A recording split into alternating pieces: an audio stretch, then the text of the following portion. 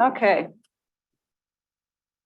All right, we're gonna have 4 public hearings here tonight, and then we'll move into our regular plan commission meeting. All right, so at 6:34, we'll open the public hearings. Roll call, please. President Osterman, Here. trustee Plotecker, Here.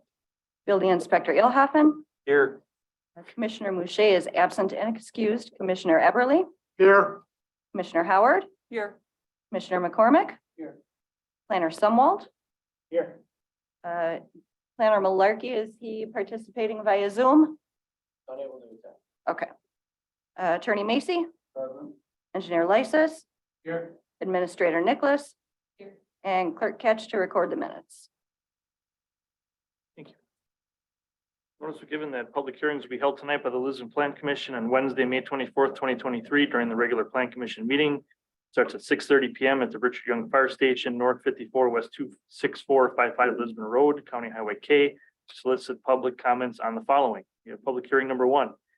The request by applicant Lorena Harrington, Beautiful Blooms Landscape, for a conditional use permit for a contractor's yard in the A5 mini farm zoning district related to new landscape business on the property located at North 59 West 2649 Silver Spring Drive, LSBT 0243.994. The applicant here. The applicant for the starter, you are. For the applicant.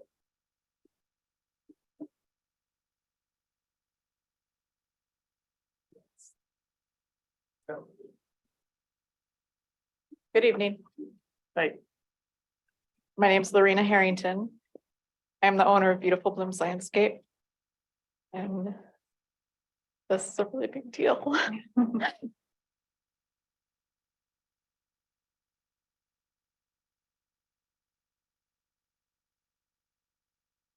know.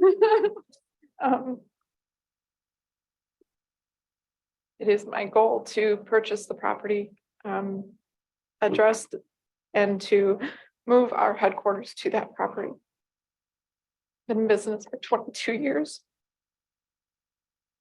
And have been renting our space this entire time.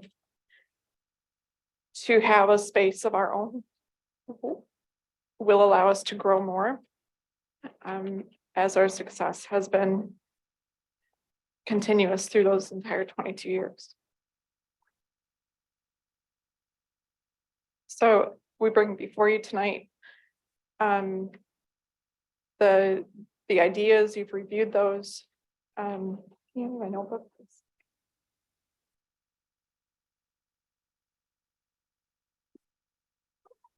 excuse me.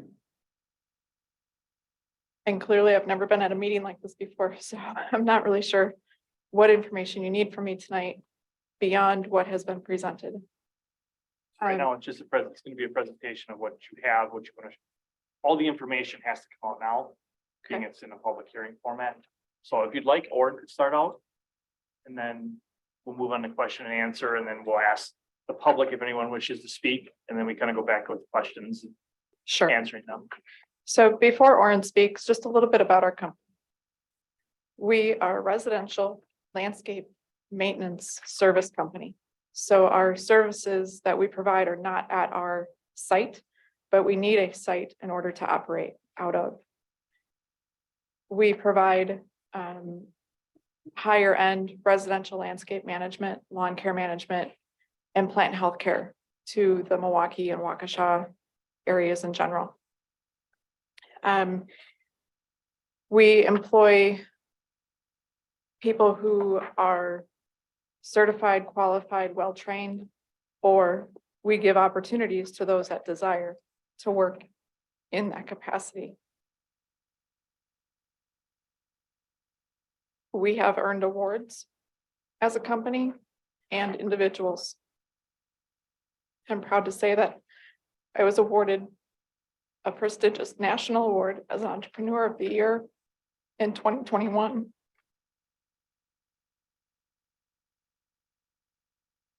It would be both an honor and a great responsibility to be part of the Lisbon community.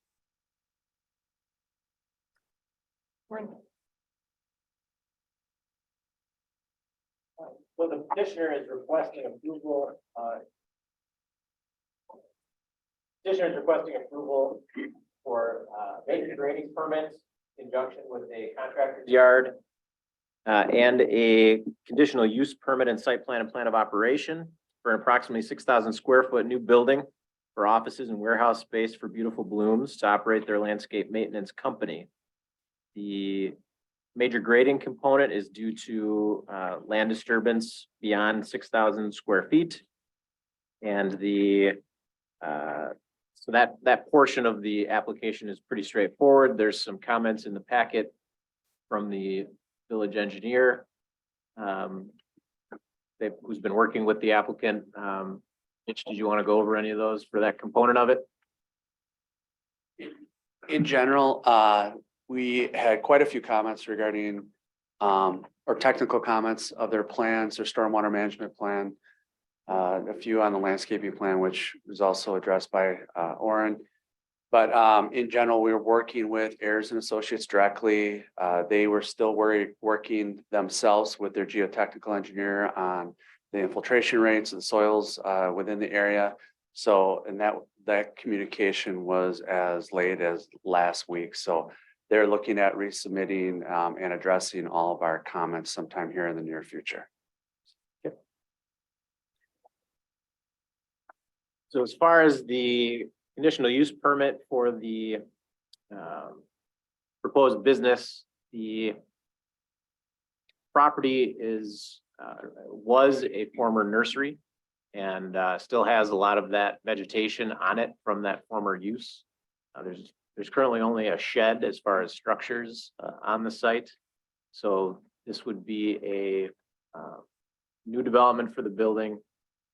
The property has a future land use designation of low density residential, but the applicant is proposing to use it with its current zoning, which is A5 mini farm district, which allows the contractor's yard as a conditional use. As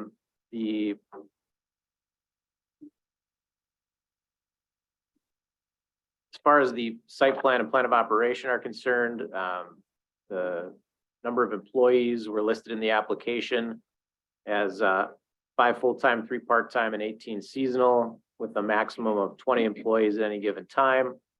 Hours of operation, 7 a.m. to 5 p.m. Monday to Friday, 6:30 to 5 Monday to Friday for operating hours, and 7 a.m. to 2 p.m. Saturday a few times a year.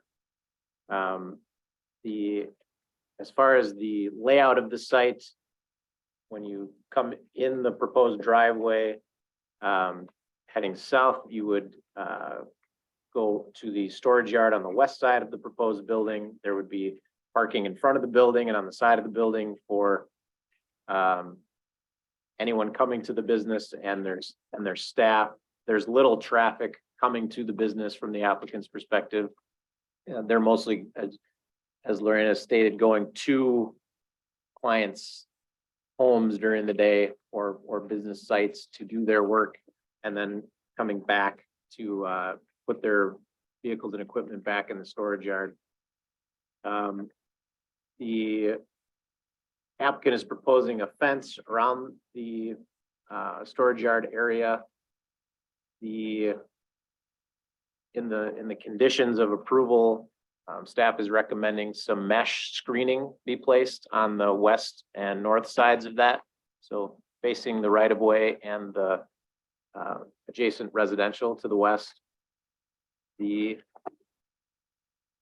applicant is proposing a gravel surface for the storage yard area. The Plan Commission should determine whether proposed gravel is an appropriate surface or whether the storage yard should be maintained in a dustless condition via surfacing with something else. As far as the quantity of equipment and vehicles, the applicant has stated that there would be 12 work vehicles, a combination of pickup trucks, box trucks, and vans that they use to provide their services, and 5 trailers that would come and go from the property as needed. Again, primarily employees come in the morning, get things ready to head out and provide their services during the day, and then the fleet rolls back in the evening for folks to go home. The Plan Commission should determine whether the equipment list submitted by the applicant is appropriate. The site plan identifies the future location of bins for the storage of landscape materials being on the north side of the storage area. That would be something that the applicant would be phasing in over time. But it's within the fenced and screened storage yard area. So the Plan Commission should determine whether the proposed outdoor storage of materials and the equipment from the list provided is adequately screened. The landscape plan does propose screening in the front of the building area between the building and the right of way, and then along the west side of the property in between the storage yard and the adjacent residential development. Again, the property is very vegetated, given the former nursery use, and I believe the applicant is going to be proposing that some of that be allowed to count towards the conditional use requirement for screening. The landscape plan submitted includes Norway spruce, white spruce, and eastern red cedar to provide some of that code required screening for the contractor's yard. The Plan Commission should determine whether the petitioner has provided substantial evidence that the screening requirements of the code have been met. As far as parking, the other general business establishments would be the category which requires one space per 2,500 square feet of gross floor area plus one space per employee. Applying that to the proposed use would require 23 off-street parking spaces. Site plan depicts 30 off-street parking spaces, including 2 ADA accessible stalls. The proposed layout meets the village minimum off-street parking requirements.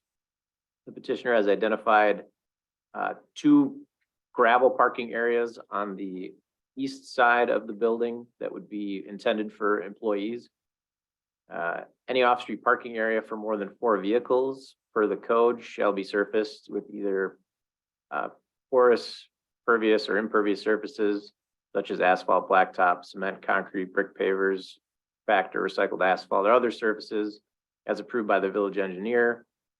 So there's a condition recommending that the 16 spaces in that portion of the site be paved or improved with one of those surfaces I just mentioned. The building itself, I mentioned there was an existing shed. The petitioner is proposing to upgrade the exterior of that to match the existing building.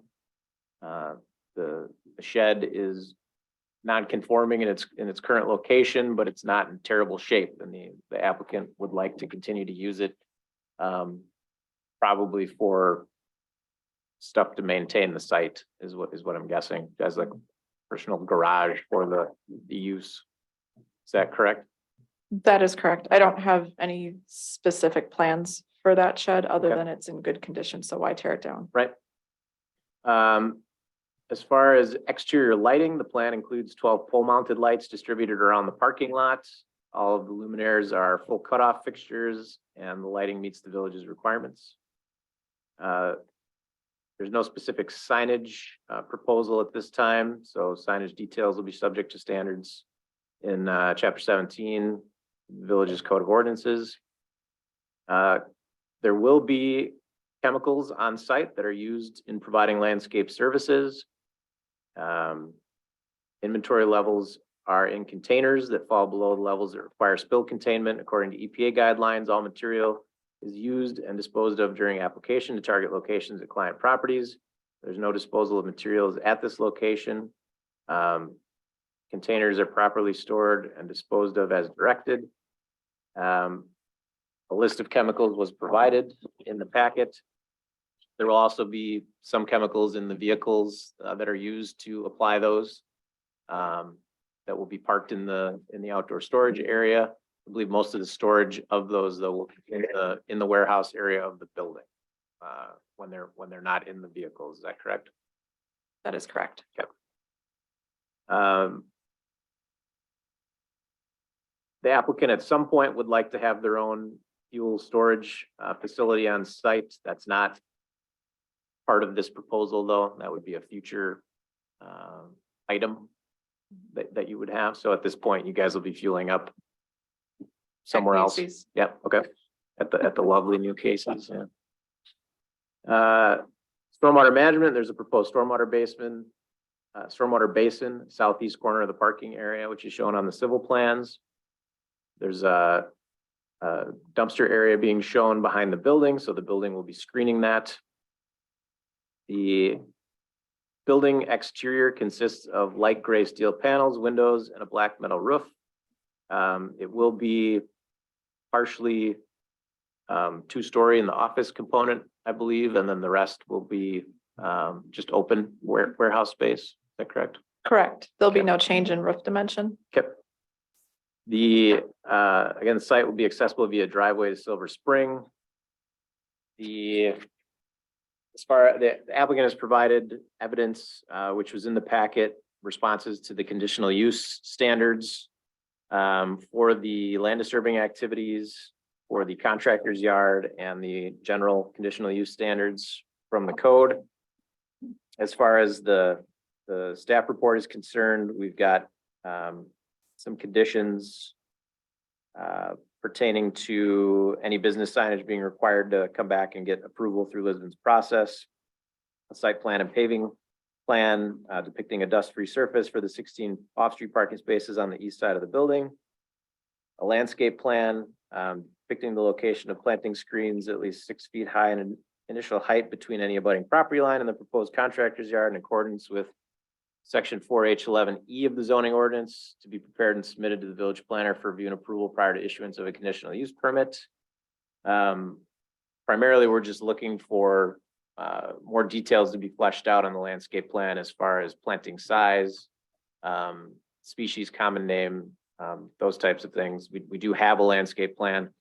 And then, again, I believe the applicant has some detail this evening about the existing vegetation on the site and how that could contribute to that particular requirement for screening. There's also a lot of our boilerplate conditions around conditional uses and the request for the major grading. And then as far as the site plan is concerned, again, I have a condition requiring an opaque mesh screen to be installed on the north and west sides of the proposed chain link fence surrounding the contractor's yard.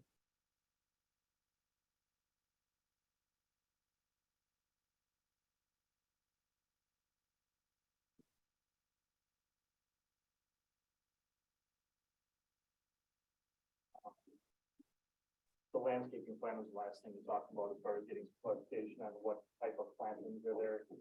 Part of that is because I'm inviting Johnson's Nursery to come out and assess what can be transplanted.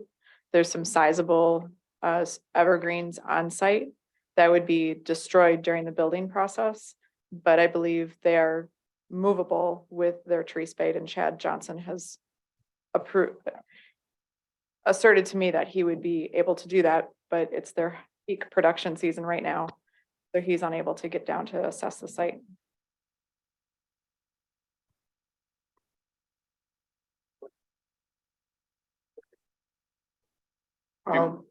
I've got a couple of questions. You're using essentially the top half or third of that whole site. Top third. Yeah. Do you have any plans for the foreseeable future for the rest of the property going south? Or Not are at you the- just gonna leave it? we're gonna clean it up because there's some dead stuff out there. Yeah, I don't have any particular use for that space at this time, okay, to that's fine. By the way, welcome tonight. go The for a other- walk. The other question I have is, in your application, unless I misread it, it includes within the building a store. That was my question as well. It says it's And a, yeah, and I would retail like you specialty to retail address sports that office. because, and Sure. then I've got a question for the planner. Do we have an issue under the definition of contractor's yard with the inclusion of that thing in there? I just want to make sure you're not doing something that's I gonna, thought that I had omitted that because I had submitted with that originally, yeah, but then was informed that that really would not be allowed. Okay. So so I I, didn't misread. I had omitted that from what I thought was all of it. It was in a piece of correspondence that was included in our packet from you that Oh, there was It's going to also be in the detailed in your specialty sports. application, because I'm reading through this on my dining room table 2 days ago, and I'm going, la-di-da, it looks really nice, so I'm just going like, what? Where did this come from? So that's not part of the application? Yeah. Okay, The applicant has rescinded that portion of the original proposal, reason being that a retail use like that is not allowed in the A5. I didn't think so. Okay, great, thank you. Because otherwise, it looks fine to me. I mean, from what I understand, this is just really a contractor's yard. You store your trucks there and everything else. They come there, they go out to other places, and you've got a few materials on site, and that essentially is it. That And is I correct. expect that from a landscaping standpoint, given the business that you're in, where you edify all these residences all over the place, that I expect this to really shine. I mean, even though it's gonna be behind a chain link fence with mesh and stuff like that. So I have faith in it. It's gonna look really nice. I mean, because this is what you do for a living. I That mean, is do correct. do customers come to your building?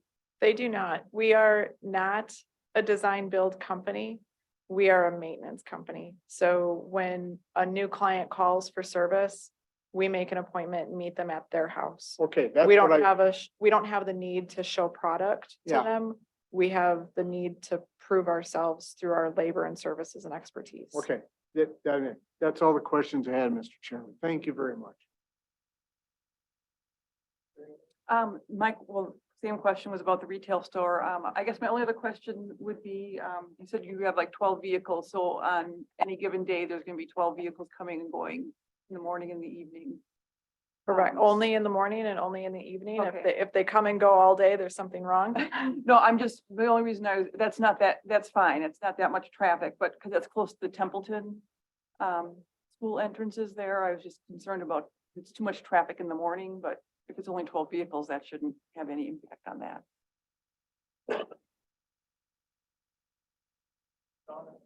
No, the questions have been answered pretty much, so.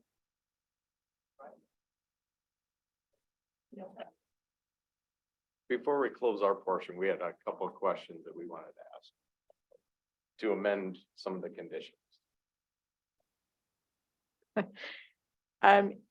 Stipulated in there are the hours of operation. That is 90% of the time, those are the hours that we operate in.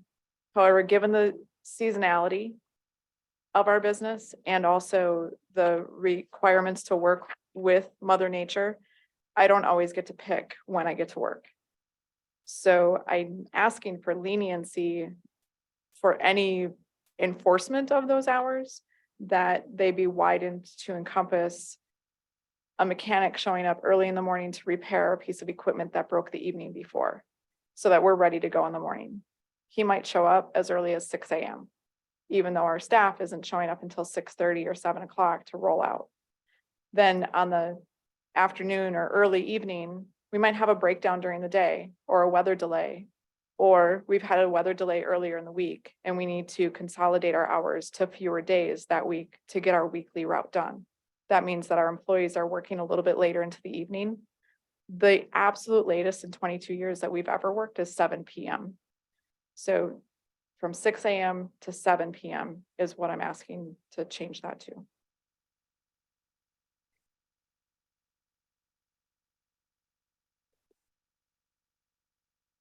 Operating hours.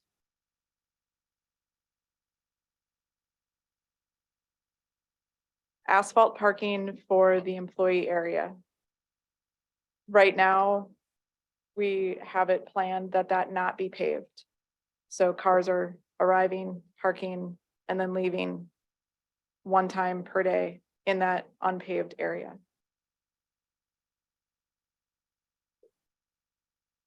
It just says it can't be dirt. right? I think we. Yeah, dirt, grass and gravel. So the requirement kicks in for areas over 4 vehicles. And what is the requirement? We allow recycled asphalt, I believe, don't we? We do. We don't allow gravel. Dirt, gravel, grass are not allowed, yeah, for that, when that many vehicles are involved. And the intent there is because it's a growing business that, and we are proposing to do the front parking that's visible from the street primarily to be paved. Can you use the microphone? We have people participating on Zoom. Sorry. Thank you. The intent there is it being a growing business that give her a little time to ramp up, and the initial cost of the additional asphalt is what we're just asking for there is, hey, we want to keep it paved or unpaved for now. We do have a section in case the public, in the random case that it does come in, does have an asphalt parking lot, and from the primary street, it is paved, but the secondary parking be unpaved. Well, Mr. We have no leniency to grant this. And I'm gonna ask the commission to also discuss what, if any, other portion of the. It makes no sense to me when I read the report that they can take how many pieces of equipment out of the lot, of the gravel lot, every day and bring them back every day and not have it surfaced. You're right next to a subdivision. So we have to discuss whether or not, first, we can't waive the requirement that the employee parking lot be paved. And you also discuss whether or not you're gonna require pavement in the other section. There's just as much traffic going on in the other section. Your intent, your job is to make sure that this isn't a problem for the subdivision next door. The commission. You're not next to the quarry, you're next to the subdivision. Understood. The equipment is going in and out and creating dust. It's affecting the people you're next to. Understood. And I did have one Go more ahead. comment that I missed. I'm sorry. go ahead. Mr. Macy mentioned your equipment going in and out twice a day. Backup beepers. Are they, We have them on 3 of our vehicles as that- they're, that sound carries quite a distance. yeah, it does. As it's And intended. if you've got vehicles going, every day at 6 a.m., 6:30 a.m. And there's a To subdivision right speak there. to that, and, would somebody put it in reverse at 7 a.m.? I suppose that could happen.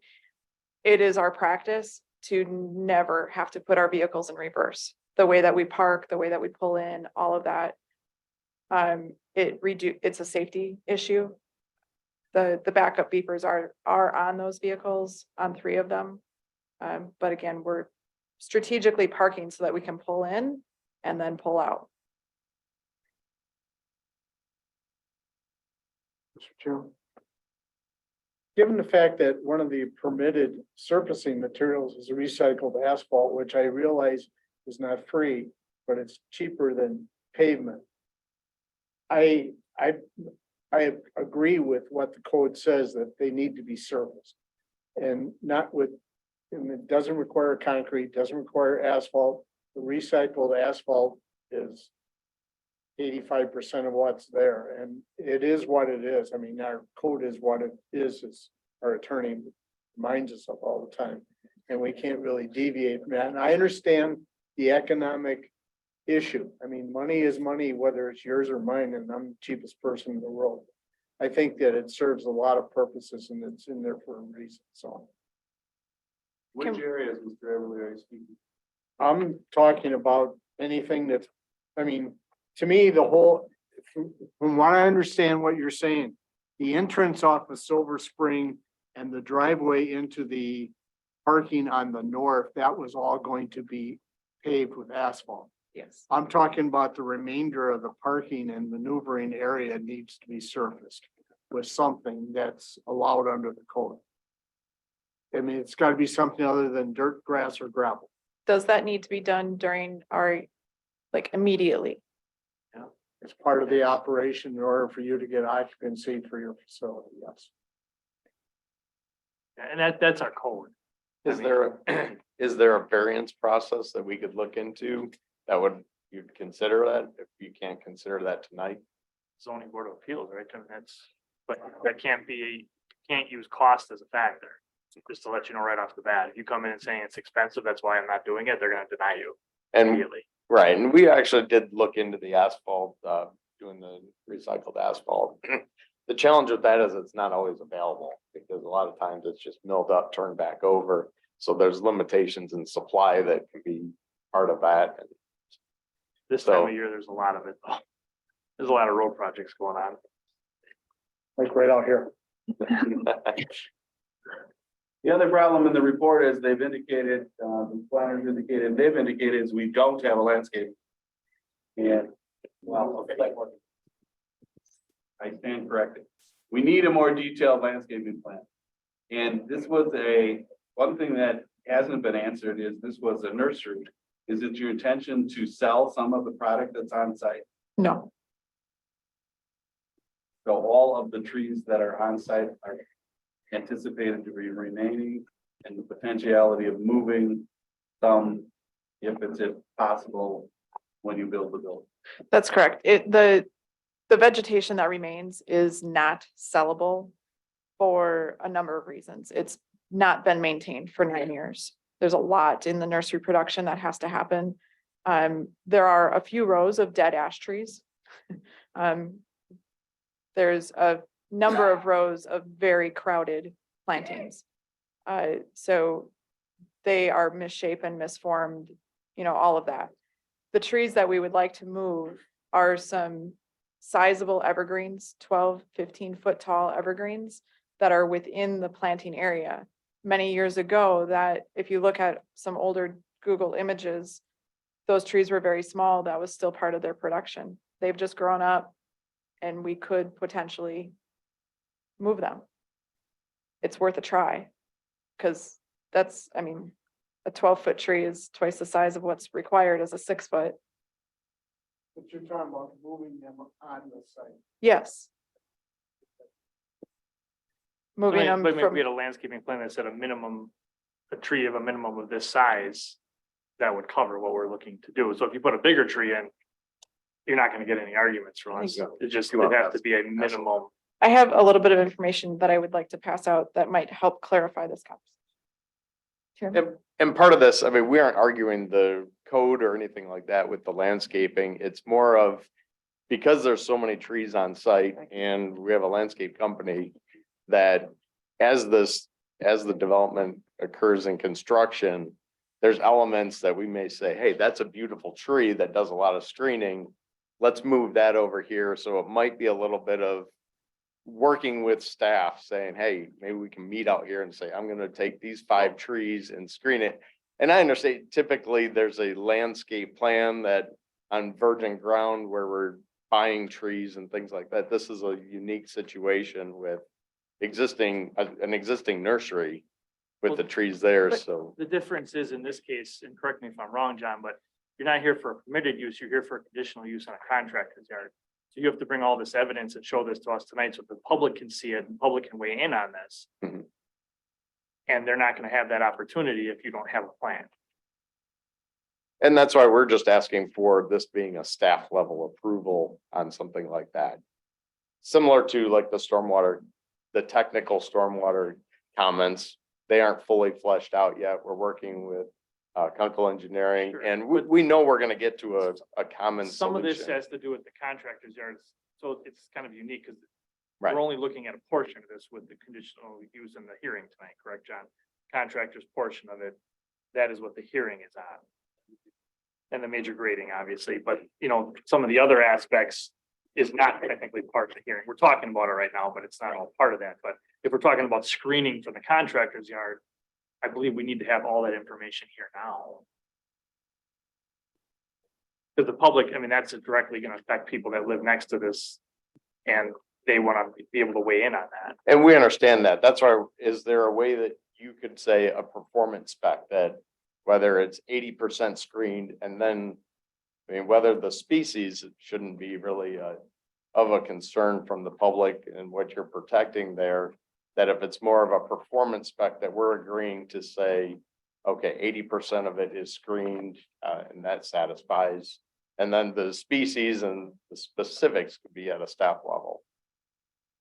Sure, you were gonna say something. Well, I was gonna say, well, if the code requires a landscape plan, you can have a landscape plan, and I think what Joe mentioned earlier is say you have, X number of trees that are gonna be a minimum of this height, but you find trees, Johnson says, yes, we can move these larger ones.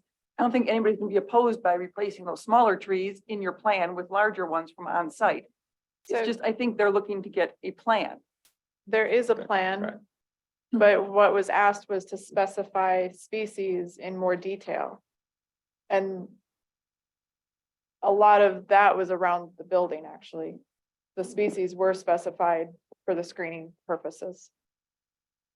And part of the request from staff was for more evidence regarding the remainder of the site other than the third, north or northerly portion that they plan to utilize at this time. So the requirement actually reads 6 feet around the perimeter of the site. As far as the requirement for the landscaping. So it's a planting screen at least 6 feet high and initial height shall be provided between any abutting property line and the proposed use. Right, but then we need that. We need something showing what they're gonna do that here tonight, and this is really incomplete. They have it. Right, that's, we do The have, there is the a, portion that you're asking about is on there. there is a landscape plan in the application. Whether it's to the detail that you may be wanting, that's what, I think that's where we're gonna get caught here is there is a landscape plan. And the staff recommendations are that it meets the standard, which we're not fighting, we're agreeing to the standard. So some of the details of what species and which tree and what exact location of the tree is what we're saying, let's work with staff on that.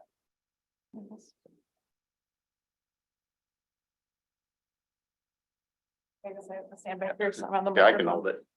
hold it. The area that you're asking about for screening is this square here, if you can see that, is the shed.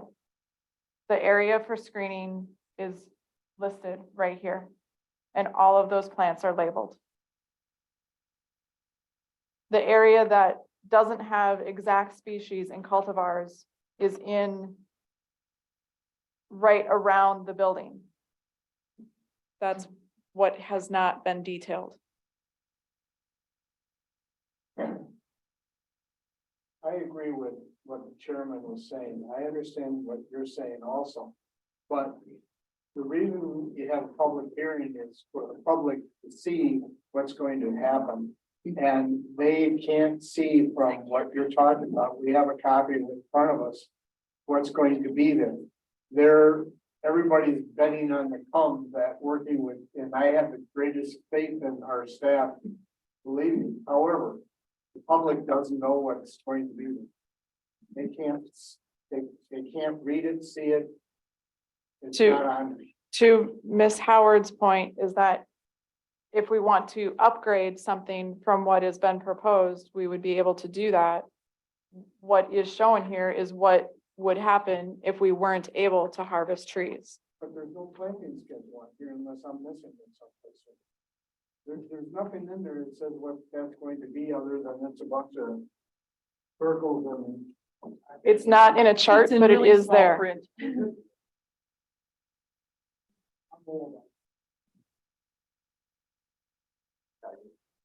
Okay, I believe you.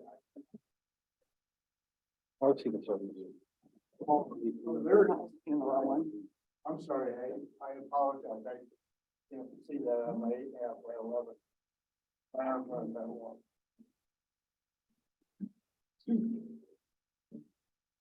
Yeah, okay, I see. Okay.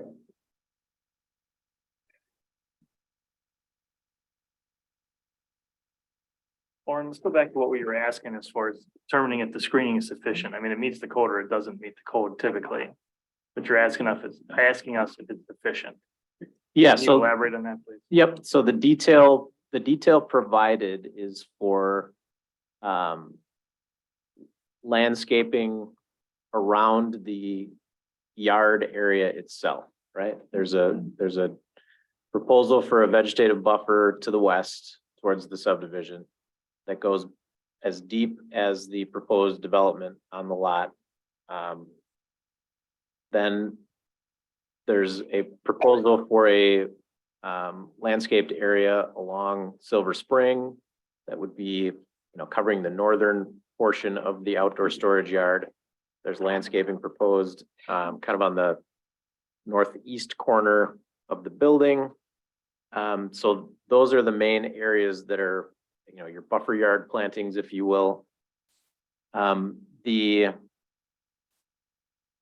question for me is just, they're committing that these will all be at least 6 feet, but there wasn't the detail of what sizing each of these would be. Yes, there is a species listed for those areas.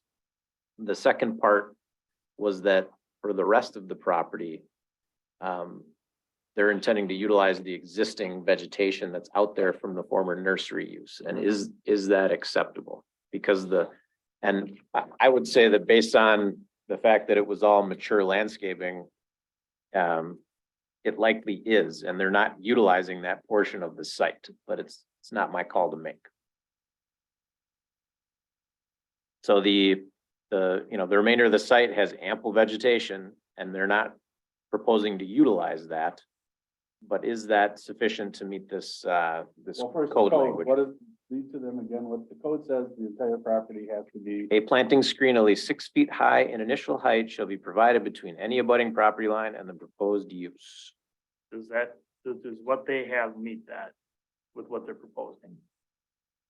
I don't think anyone can answer that question, and that's why there could be a big gap somewhere that, that all of the nursery stock had been removed, and we don't know the answer to that Right. question, and that's what he was asking. This is where it's tough. Mr. Macy, the sheets of paper that I handed to you show photos that were taken this week. Standing at house 4 and house 5, the last page shows a Google map. I took photos of what that view is to illustrate that there is vegetation. House 4 and house 5 have no vegetation behind them. Utilizing that yellow block as where the screen would be. Transplanting materials into that space or planting.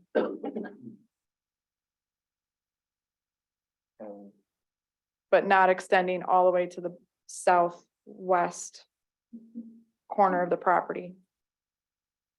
There's no way that they can see a building through the density of that vegetation. It's a forest. It's become a forest. But I don't believe that's the criterion. Question, please? Yeah, sure. Just to help me out, so I can, for spatial, issue is that on the top of the diagram, where you have your trees, out, that would correspond to your orange planting screen, correct? So this here corresponds to this orange, Yes, great. Okay, I'm just trying to get aligned. I mean, looking at it, we're looking at 40 plus trees at approximately 6 to 12 feet high. 6 foot. If I have to buy them, they will be 6 foot. Or what's on the property, and they're basically coniferous, and so you're gonna have that all year round. Correct. It's a pretty dense screen, plus with needles, nobody's gonna get through back and forth. There is, so if you could all please look at the diagram that I supplied. That green oval is 70-foot tall, huge spruce trees. The blue section is a mix of deciduous and evergreens. Some of those are planted on the property owner's the abutting property. There's a lilac hedge that is massive. I cannot determine whose property that's on. It wouldn't surprise me if that was the nurseries at some point. That's deciduous though, so that has to be reinforced with evergreens, and that is what has been proposed and shown on the landscape plan.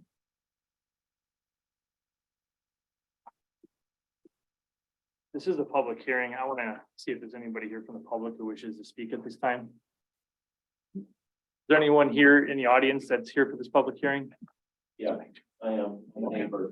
All right, so, hold on, sorry. Anyone else? All right. Okay, so what I'm gonna have you do is, Yeah. Pardon me? We had one more item that we wanted to add. if you to can the do it list. quickly, because then we're gonna open up. Yeah, this We've been one's going a quick. long time here and we This one's wanna, quick. So the number of employees in the spec plan said 20. The ordinance, as I'm understanding it from Orin, is that it's about parking spaces.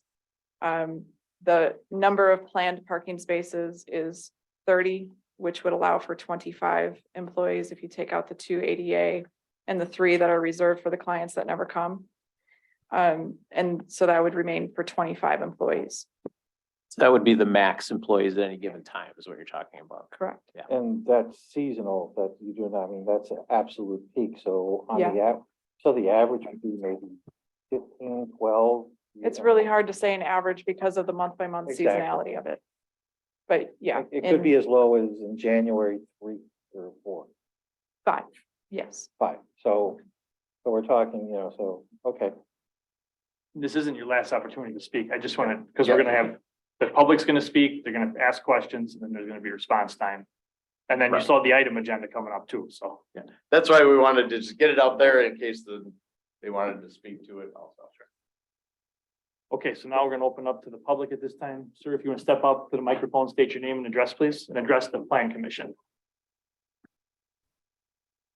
If you have questions, we write them down and then they come back afterwards. You don't have to question.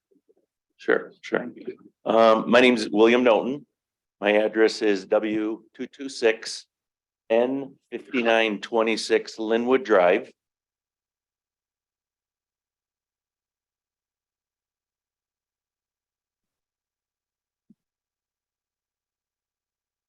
That's Sussex. On this, if you all received this one, I am house 8. I'm the end house. I'm next to the pump house at the end of Linwood. So I'm one of the fortunate ones, I think, if what happens with this site behind me. I've been in that house for many years. I know Gary, who used to own the Adams Landscape. My son worked for him. And he kept that place immaculate. It was quiet, okay? Houses 1, 2, and 3 are the 3 and 4 are the first ones that you come up to there. I guess what I'm interested in is, I know the hours of operation, the employees. I heard that they're only going to use 1/3 of this property to start or forever. Sir, address us. Oh, I'm sorry. Okay, okay. The question would be is, are they going to only use 1/3 of the property ongoing? Are they going to go further into the property, back up to where, that would be all the way to the south, where, Land and Stone Products owns the property from there on? So again, I'm house 8, so nothing, seems like nothing's going to be happening, that's gonna bother me. So I guess I would like to find out that. Do they, if she does buy this, maybe this is not the right place to ask. If she gets that property, can she subdivide that off and sell off some of it under that the A5 mini farm? Does anybody, how would I find that out? We'll answer your question. Okay, all right. The other thing would be, is she allowed to lease property that if she purchases this? That's pretty valuable land on that back end. I guess my biggest concerns, because I'm house 8, is anything gonna be done behind me, and it doesn't look like it. Granted, there might be some movement back there where they might be taking a tree or spruce and moving it up front to do their barrier, that kind of thing. Does the village have no hours of operation that she cannot start any equipment at in the morning and end? I worked for Land and Stone Products and we had a 6 o'clock, couldn't make any noise over there. So does that fall into place with them also? And then quitting time, is there a stop time? So property that is, that plan, is there any way we could get a plan to look at that, to, you know, to be able to see that? It's on the website, thank you, okay. Renting.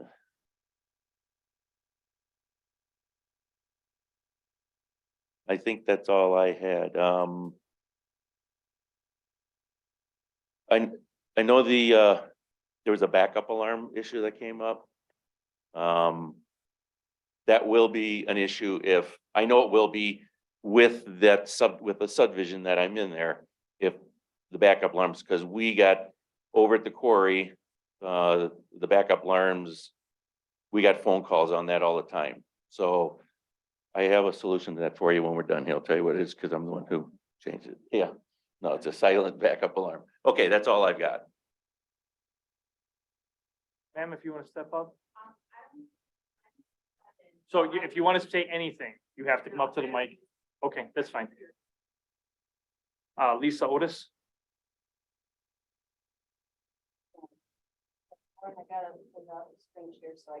Hi, Lisa.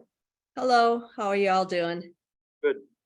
Good. I'm Lisa Otis, W220N9359 Town Line Road. And I just wanted to, the one question I have is, you're storing a lot of chemicals on that site. What's the plan? I mean, how big are these containers? If they start to leak, if the containers break, if you have a spillage, you know, there's some, I mean, Roundup is one of them, which is, you know, of particular concern for, as a carcinogenic. So I'm wondering what the plan would be, should there be a problem with your chemicals. The other thing I want to say is I applaud you for wanting to preserve plants and trees that are on that property. Nursery plantings are generally good plants, and to want to move plants and hopefully preserve, not cut down plants that are there is a great plan. Why take those out and then have to replant and incur the expense? My question is, are you planning to clear cut that whole area or selective cut? Because I certainly would be in favor of selective cutting. And I want to give a plug to Johnson's Nursery. They're a great nursery. Actually, I'm involved with a nonprofit, the Wild Ones Natural Landscaping LLC, and we partner with Johnson's Nursery for native plant sales and various events. So I'm happy that you are working with them. They're a rock solid organization. In the plan, there definitely is a landscape plan. I'm happy to see you're using Eastern Red Cedar. I would propose that as much use of native plants in the landscape plan be used. In the surrounding area, you know, it does fit with some of the industrial area, the developed area. However, there is also a lot of green area in that space, and I feel it's really important to preserve green space when we are developing. You know, let's find a balance there of you know, if you're taking out green space, let's replace it with native plantings. Let's preserve what we can of that green space, because it makes it really important as a part of corridors to support pollinators, birds, native animals, small mammals, etc., amphibians, frogs, all of that. So I'm happy to hear that you are taking into consideration what's already on the property. I think it's an efficient and economical as well as a good ecological decision. As far as the parking space, you know, a permeable surface is beneficial as far as controlling stormwater runoff, controlling flooding, etc. So I'm not sure, I couldn't quite hear all of the discussion on the recycled asphalt. If that is a permeable surface, I think it is more like an asphalt gravel kind of thing. So I would feel like, you know, keeping some of it unpaved is not a bad idea. And then also for the runoff pond area, you know, again, I'm a huge proponent of replacing native plants, reestablishing native plant colonies. And if that could be planted with rain garden native plants, that would be beneficial to everyone. So I think that's all of my comments. Yeah, so good luck on this project, and I don't have a property adjacent to it, but it sounds like with the what has grown in that area naturally should help to buffer the property from the adjacent properties. The one other comment I wanted to make was, you know, going into those areas that have regrown, removing those dead ash trees, as was stated, great idea. Looking at what's there, do we have some mature oak trees, mature shagbark hickory trees? Do we have native fauna that's there that can be preserved? You know, why not do it versus clear cutting everything?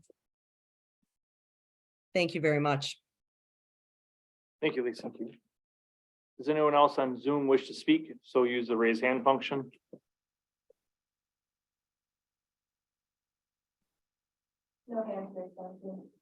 Okay, does anyone else here wish to speak on this at this time?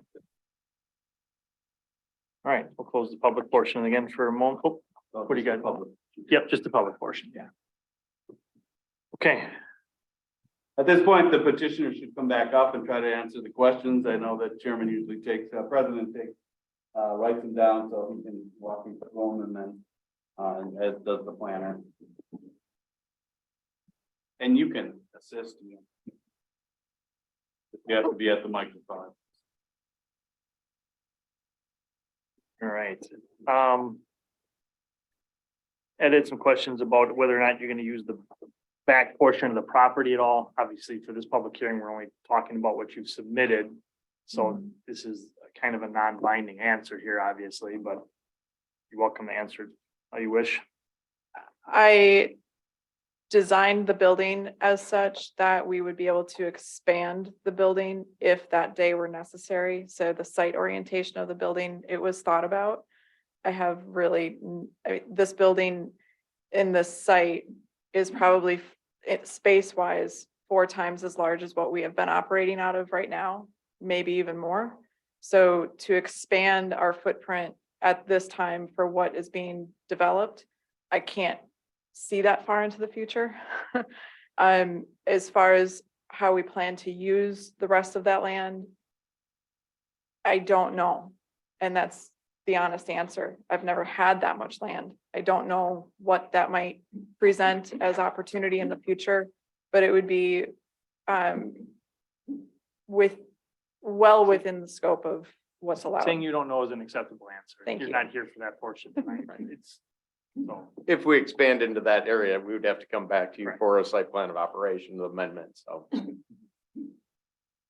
Well, and to be honest with you, if they write it so there can be no activity in that area, you'd have to have a new public hearing. So that's why we're trying to I get would- a sense of what, and you said you don't know. He asked specifically though, whether you have any plans to rent out the back area, Absolutely none. any sense to, or any plans to sell any portion of the property to another property. No. Okay, so we can include those in the condition. There's no plans And I would recommend the plan commission, the easiest way to address it, since they have no idea, and we appreciate your candor, is that we just show it as vacant space. On the site plan, they have to revise the site plan, if you're of a mind, commissioners, to say that that area is vacant and can't be used. And we can say, based on their, agreeing that they're not gonna rent it, they're not gonna sell it, that it just can't be used without a site plan and plan of operation approval. Not necessarily a new public hearing, but that's your policy decision. What we don't want to occur, and we're just being frank with you, is we don't want you to haul the grass clippings, the lawn, what you pick up on your cleanups and just dump them in the back of the property. And we have property owners, you may not be that type of property owner. We all unfortunately know of property owners who do that.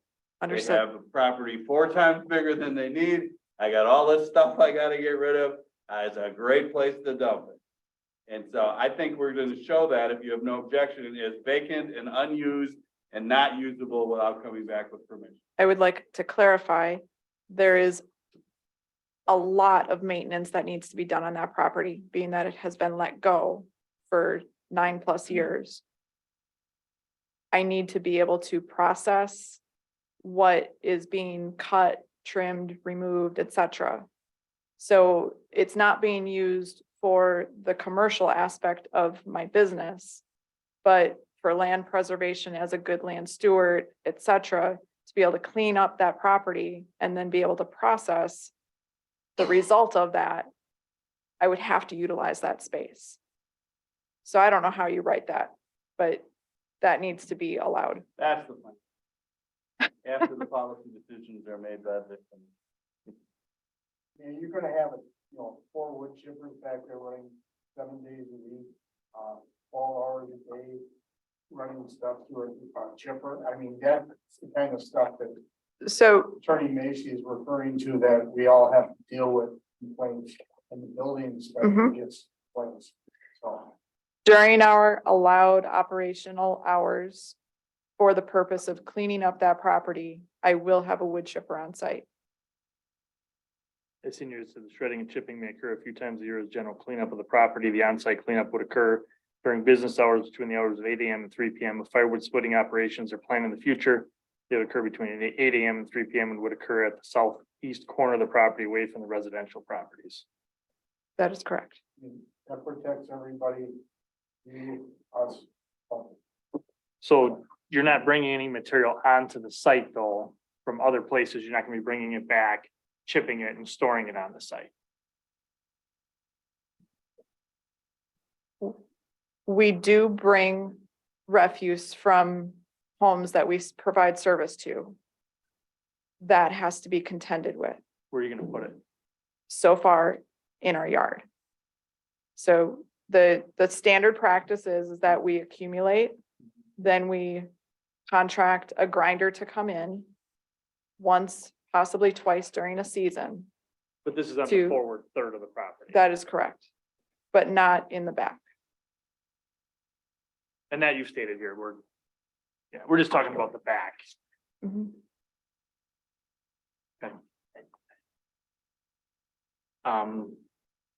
The hours of operation, we have those stated in here. That's been a point of discussion here tonight. As far as you're requesting 6 AM to 7 PM essentially. Mhm. The question went to whether or not we have an ordinance that limits all construction work generally in the community. I am not aware of any such regulations. I do know several communities that do, that no contractor can start before, 7 AM on a weekday and 8 or 9 o'clock on a weekend. I know of no such regulation in this community. Is anyone aware of anything? So that answers the question, sir. No, we do not have a general contractor's hours of operation in the community. The quarries have, as part of their site plan and plan of operation approval, or their conditioning. He spoke of backup alarms. There's a white noise backup alarm that's out there. And I strongly recommend my clients do not deal with that issue, because that would involve us if we regulated or made any comment regarding that. We just have to accept the fact that they have to follow the law. Our insurance company does not like us making a condition that could be no backup alarm. No condition, but they make it, so you're aware. Good to know. I'm sure that's what he was probably referring They're to. funny. Yeah. Yeah. can imagine. Lisa brought up discussion of chemicals and how they'd be stored. And you did on your last page of your document. Presently, the container size is limited to 2.5 gallons per container. How manufacturers package their chemicals for us to use, I cannot control. She also specifically called out Roundup. We do use that product. It is granular. If it spills, I'll sweep it up. So there's no spill concern there. Many of our products that we do use are packs that are already pre-measured for us, water soluble packs that we can put directly into our mixed tanks. Again, limiting spillage concerns and also operator safety. Any storage of chemicals will be well within the law.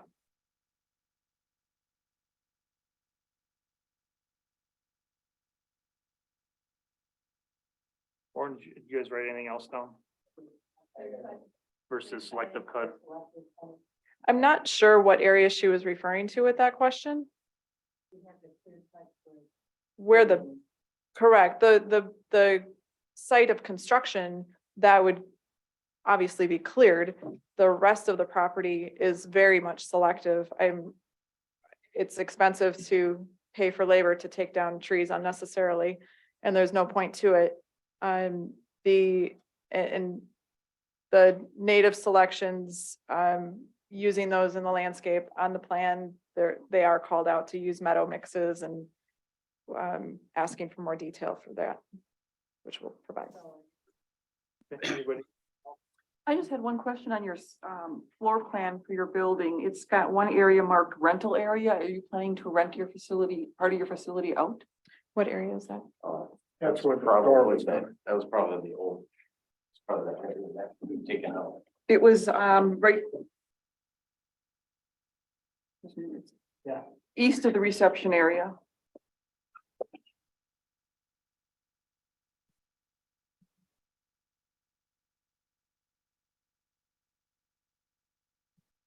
The large area right here, I believe it says rental area. That is the store that has been omitted. Okay. The configuration of that floor plan will be redone. That's my question. I just had one point. There was a question regarding could this be subdivided? And while the land use in the comp plan is a residential zoning that could allow for smaller lots, the A5 zoning district that it currently has requires a minimum lot size and a minimum amount of frontage. And we've heard from the applicant that there's no intent to do that. So really, there would have to be, some kind of proposed rezoning or reuse of the site that would come back before this body, should there be any proposals for that. The proposal that is going to be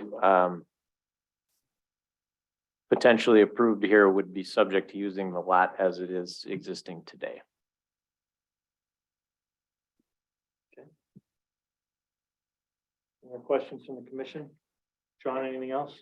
No, I've pretty much, I'm pretty satisfied with the screening to the north, so good. Jerry? And no, I am not sure, did we address the changing, I guess we'll discuss that during the meeting part, the changing of the hours.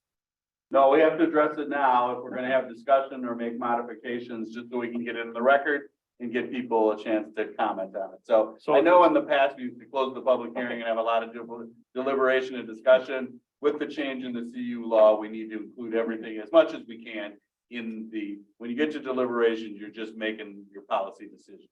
So if you want discussion about hours, this is the time to bring it up, or issues on the hours, please bring it up now. So they're talking about the mechanic portion of it though, not necessarily the contractor yard. Well, I interpreted their request to go from 6 to 7 to keep it simple. As their hours of operation. Yes. And that was my question, was if it's just hours of operation and you are restricting your chipping and other more noisy type events to a smaller time frame? That's a great question, and that we should ask them if they're willing. to. Are you willing to Absolutely, restrict the noisier type of work on site? to- absolutely. The request for leniency is really so my mechanic can appear at work and work on a piece of equipment, most likely inside of our building. Mhm. And on the other end of that, for our employees to return to the yard, get out of their vehicles and leave for the night. They want to go home. But we need to keep the hours of operation fairly, you know, we don't want people, and I'm not saying they would do this, but calling you complaining that your employee showed up at, 20 after to get the trucks ready and they really can't be there till 6:30. Okay, so you're asking from 6 to 7 to run your business operation. Mhm. And the president asked you a question, Another quarter. and as to the business hours, is there the potentiality that you go in there or your office people go in there weekends and things like that to run the books? Of course, So we should as- put that in the record that you're asking for your office staff to be able to be there 24/7. yeah, I mean, that. I've that's- pulled all-nighters. We're trying to That's deal part with of- it. And so the third one that's been asked by the commissioner, which I think is a great question, are you willing to say that and it's really just the cleaning up of the property and the 2 times a year approximately that you might have the tub grinder there. You're willing to limit those hours, and if so, what hours could you live with for those type of operations? I imagine 8 AM to 3 or 4 PM, Monday through Friday. Monday through Friday.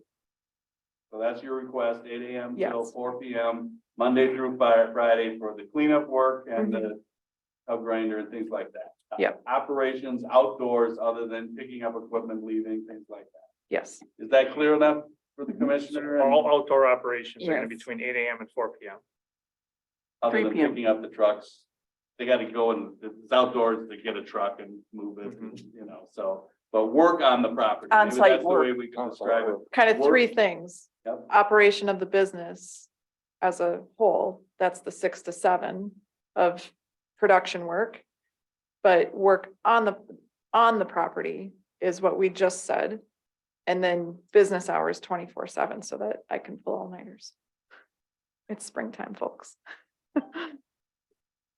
Is that clear enough for the commissioner? Lauren, do you have enough direction to put that out? Yeah, we've, on previous approvals, we've spelled out certain operating hours for certain aspects of the business. Going back to the Blaze project, which was a similar contractor's yard use, we had different hours of operations for the different aspects of his business. So I'm comfortable adding those in to the plan of operation here. If the plan commission Essentially is, 6 AM to 7 PM coming and going. And then inside the office, that's free game all the time, which there's no noise gonna be associated with that. And then outdoor work on the property from 8 AM to 4 PM. Monday through Friday. Okay, Not Commissioner. Saturday, not doing Saturdays at all. Not outdoor, not on the property. Mm-mm. operating hours, there was on the operating hours, there was a 7 AM to 2 PM. Saturday, approximately 6 times a year. Mhm. So No, I do. that, I think Sorry. that's still on the table. The outdoor on the property work that could be quite loud, that was Monday through Friday.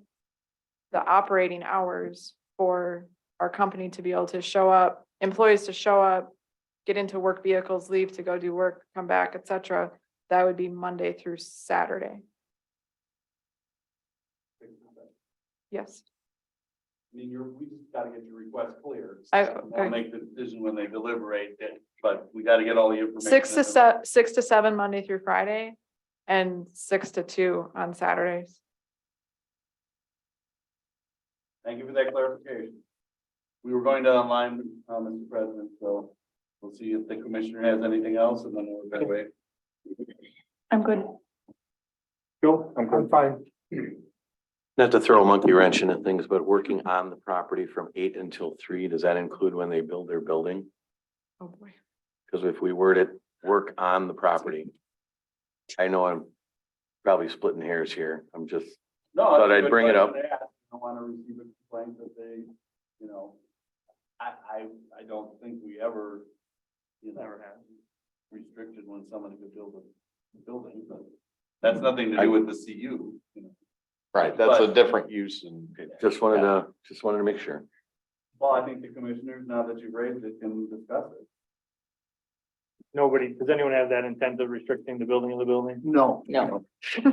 Thank you. Sooner it gets on the tax rolls, the better it's are. There's Squeaky Joe. Becky, anything? No, I don't have Anything else, anything. Brian? No, I'm good. Is there anything else? We may have skipped. No, I'm satisfied. Thank you. Good presentation. Okay. What else do we need to address before? Well, we just see if they have anything further that they'd like to add. The process to No. tell you is we draft up the draft conditional use and report it to you, and you agree to it. If you don't agree with it, you come back and talk to the plan commission. The staff just does the best job they can. Hopefully write it in the way that you can agree to the conditions that have been placed in. We have a lot of standard conditions, so if you read something or your attorney reads something, you may find we have to have that in there because it's the law. And so we'll work with them, but that's the process. They make a decision and direct staff to write it per their direction, and then we send it to you. Thank you. I'd share that. At this point, you just see if there's anything else from the petitioner or the public or your commission. I was more looking at the staff end of it. Is there anything else we had to cover? I see one thing in the plan of operation that came up here during the public hearing. So for outdoor storage, I have shall be limited to topsoil and wood chips and concrete block storage bins, but it sounds like there may be some of material coming back from projects. So we should probably include that in that list. Good point. Green refuse. Sure. And can we limit the height and size of that pile, just because we don't, well, I believe it is. Yeah, there's a condition to limit it to 6 feet, which was going to be the height of the fence, and because it's something that was gonna be, phased in, that was the height chosen was based on the height of the fence, The other thing most commissions do is they show in the site plan where that area is. which this does. And so you can't exceed that area without violating this. And that's Right. how we limit the amount of material. Okay. Right. Thank you. Nothing, we've addressed everything we need to from a staff perspective at this point. Yes. Okay. You have nothing else to add? Anything else from the public? Any other questions they'd like to ask? Anybody wish to speak? Once the public hearing is closed, the meeting will then be between the plan commission and the applicant. There will be no more questions coming from the audience. Anyone on Zoom? Okay. Then I'll close public hearing number 1 at 7:52. And public hearing number 2, we did address this, but coming up.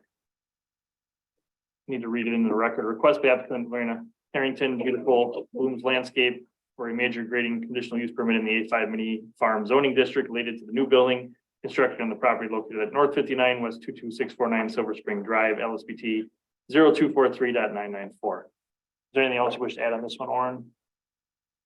No. It's all been addressed Yeah, already. it's all been addressed. Kind of took them at the same time. Anything you'd like to add to this conditional, the second hearing? Anything from the public on this major grading? Anyone on Zoom? Yeah. All right. Close that public hearing then at 7:53. So we have 2 more public hearings in tonight. Hearing number 3, request by owner applicant Pete Erickson for conditional use permit to allow excavating for the purpose of improving wildlife habitat in the C1 Conservancy zoning district on the property located at North 51 West 26871 Carleen Drive, LSBT 0271.003. This was adjourned from the January 5th. And last month, I believe, too. And Elisa, you have a letter from the applicant? I don't think so. I do. I have an email confirmation from the applicant requesting to adjourn the public hearing again to July 26th. All right. So the applicant is requesting that you guys don't want to leave though. We're still talking about you tonight. Okay. Sorry. We're bouncing around here. So the applicant's not going to be presenting anything here tonight, but typically we have, because we announced we're having a public hearing, if there's anyone that wishes to speak about this public hearing, they can make comments. Is there anyone here for this public hearing tonight? Anyone on Zoom? Lisa? Yeah, hi. I just wanted to voice my support of clearing invasive species. Their plan is to clear reed canary grass, which is an awful invasive non-native species. So I would be definitely in favor of this type of a proposal. My only question and concern was, what do they plan to replant that area with? In order to enhance native habitat, native fauna, native flora. That's it. Do you want me to state my address again? W220 N9359 Town Line Road. And they're not here tonight, Lisa, so No. I know, I just want to put it on the record. does anyone else wish to speak? Right. We don't want to close, we're going to adjourn this one to July 26th. at 6 months here at the fire station. All right, So we're looking for a motion to adjourn the public hearing to.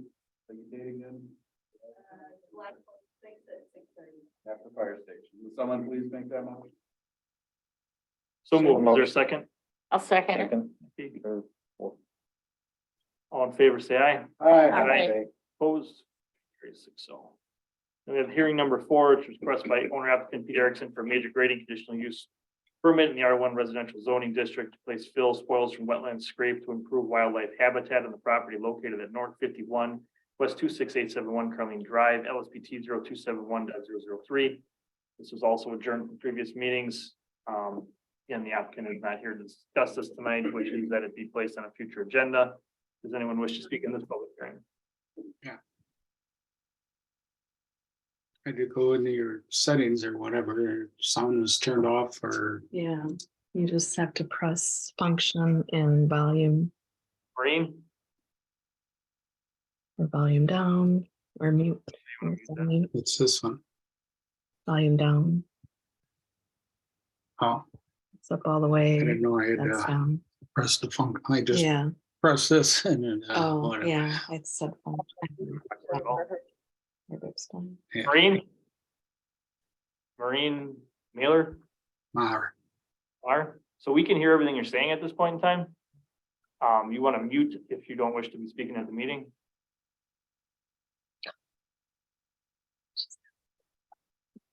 Do you wish to speak in this public hearing? Maureen, speak up. Did you rewind or something? Maureen, do you wish to speak at this public hearing? Okay. All right, so we're looking for a motion then to adjourn this public hearing to July 26th at 6:30 PM at the Richard Young Fire Station. I'll So make that moved. motion. Becky made the motion. Is there a second? I'll second. Second by Brian. All right, all in favor, say aye. Aye. Opposed? 36-0 at 7:57.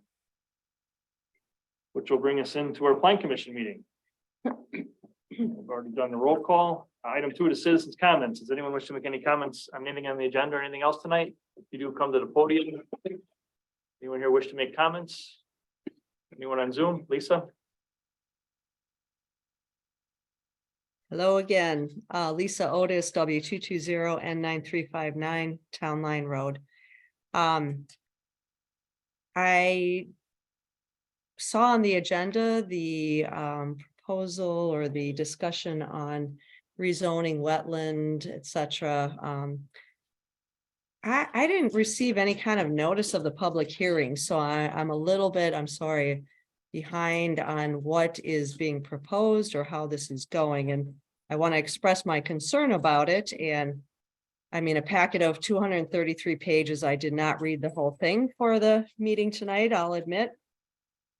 but I'm concerned that I did not receive a notice of, was this just sent out to the tax lot, the properties that were involved in the meeting packet? You're talking about the shoreline, wetland and floodland? Yep. The public hearing hasn't been set yet.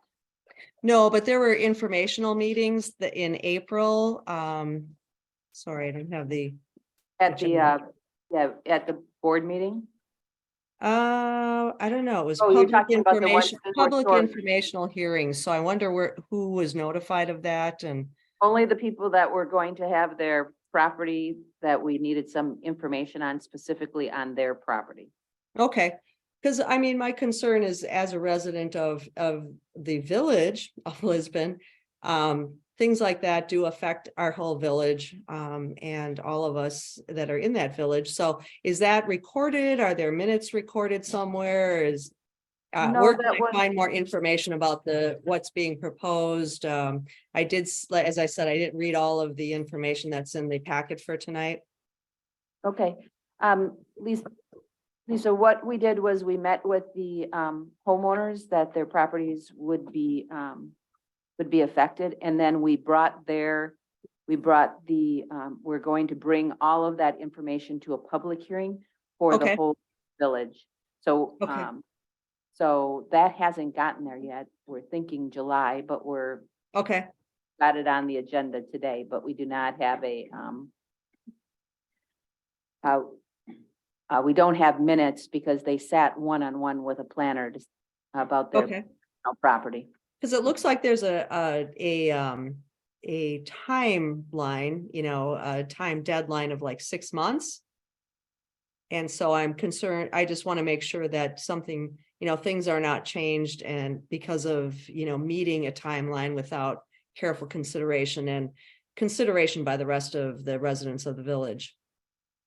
The meeting, this will be held in a public hearing.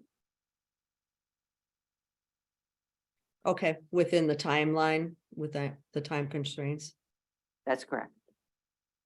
Okay, great. I'm getting notifications. Yay, it worked. I don't know what we did to correct it, but I am getting them, so I appreciate that. Thank you. Thank you, Lisa. Does anyone else wish to make any public comments tonight? All right, I have a letter that was actually supposed to be read into the record at the last meeting, which actually did not happen. This is from Matt and Marcy Gerke at West 227 North 8688 Tamarack Road. It says on page 39, this is a previous packet for the parcel listing as being in section 12 of the tax key number of LSPT 0190997006. Warren's comments are accurate. We are requesting the A5 zoning as opposed to the 8010 zoning to accommodate potential future minor land division to create a second parcel. We built our house on a 10.484 acre lot with thoughts that someday we might divide off a 5+ acre parcel. Our house is placed so that this could occur and the existing house would remain on the 5+ acres. When looking at the abutting parcels, excluding roads, the majority of the perimeter of our lot abuts properties that are zoned A5. The A5 zoning for our parcel is allowed in Lisbon's existing land use plan. If it were not, we would not be requesting the A5 zoning, as we recognize that a change to the land use plan would first be needed. While the potential new vacant lot has a positive perk test on file, this will be a more relevant item in the future if we request approval of a CSM to divide the 10.44 acres into 2 parcels. We are requesting that the A5 zoning to save the unnecessary time and expense of future rezoning. The A5 zoning allows the village to set the zoning to be in line with that requested by the property owner, which is allowed in the land use plan and is consistent with the majority of the abutting lands. Thank you. All right, if no other citizens' comments, then we will move on. All hands are raised.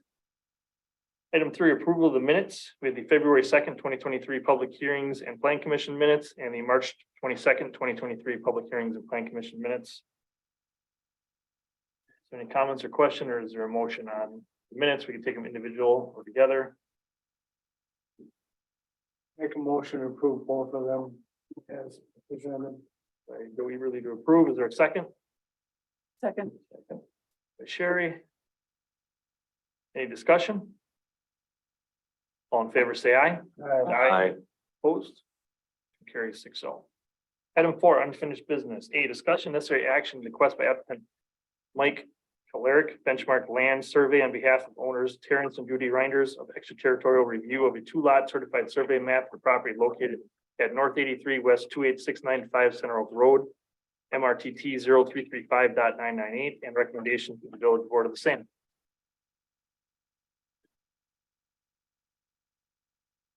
So moved. Recommend approval of the town board or the village board. Oh, this is extraterritorial, yeah, okay. Moved by Drew Eberly, is there a second? So We got a before there's a motion. second, I just want to clarify that is staff recommendation to acknowledge or to approve? And I'll explain what that means. Should we get a second before we have a discussion? We could, but then if they want to change the wording, I guess we'll have to do it by a friendly amendment or.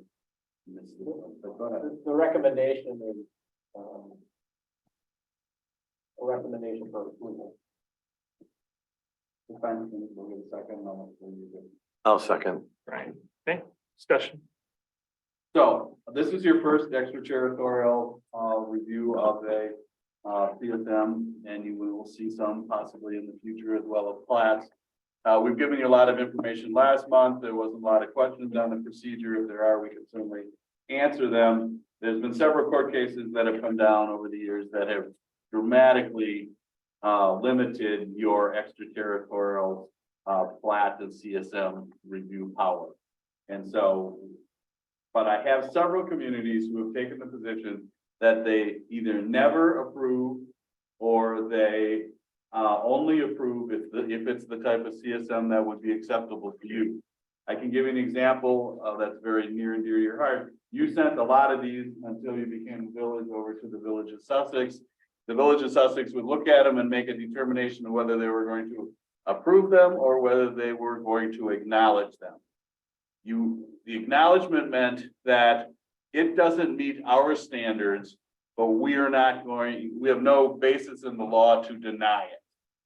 Okay? And the reason, if someone came to you in a neighboring community and asked you to review a land split that you would never approve in a gazillion years, okay? Because it just didn't meet your community's requirements or litmus test, you wouldn't want to approve it and then have one of your residents say, well, you approved it for Merton, why won't you approve it for us? And so there are instances where an acknowledgement makes more sense than approval. I don't want to comment on this one necessarily, but since it's the first one, we wanted to make sure you at least understood the distinction between the two. With that, Mr. President, I'll answer any questions, but I don't want to belabor it. As everyone's sort of nodding their head, they understand the distinction. It seems like. Any questions for you, Sean? No. Jerry? No. Joe? My question I have is if going, again, acknowledging this is the first one and we're setting precedent going forward, if we're going to have the second scenario where we want it reviewed under our criteria, then we're gonna have to send these to the village engineer to have them review it and the planner. Well, that's not my point, and so let me clarify it. So someone comes in and tries to create 4 lots on a private road in such a fashion that you would never do that for your community, right? We wouldn't send it to the engineer. It's just common sense tells you that this is not something we would approve. So we're not going to approve it for them. We're just going to acknowledge it, which means at a certain period of time, the president has to sign it. So I'm not contemplating that you incur for the petitioner additional expense of sending it to the engineer, sending it to, more work for the planner or anything like that, Mr. Everly. I'm just saying that you look at it. We had one in Summit recently from the town of Concord, where the Village of Summit, in all due respect, would never approve a land division like that. But they said if that's the town of Concord's vision for their community, town of Polk does not, for the most part, I'm simplifying, believe in public roads. Everything's done on private roads for the most part in the town of Polk. That's not the way it's done here. So if you saw a lot of private roads coming in for your review as a preliminary plat, I don't think you'd want to approve it, right? Because you don't approve subdivisions on private roads for the most part. So you would acknowledge it. But you wouldn't send it to the engineer. Thank you for the clarifications. So Orin has looked at this. He didn't apparently find anything that would be violative or offensive or a reason for us not to approve it. It's a pretty straightforward CSM. It's pretty straightforward and it's been simplified. It was originally a 3-lot with a public improvement. Now it's just 2 lots utilizing the existing right of way. Which is better. It had an odd shaped lot previously that someone else clearly objected to because it got removed. And now it's just a simple 2-lot CSM. But it's good, the information that was just shared is good, and I would believe in the future, we'd want to know and direct staff to act accordingly. Given that discussion, my motion stands. All right, we have a motion and a second to approve. Any final discussion? Yes. I am very opposed to these extraterritorial reviews. This is the one thing we hated about being a town. And the minute we get to be a village, we are now doing exactly what we promised, or not promised, but that was part of the reason that we wanted to be a village, was not to have a village telling us as a town how to develop, and here we are doing what we hated. And I'm just opposed to us doing extraterritorial reviews at all. That's my viewpoint. Any other discussion?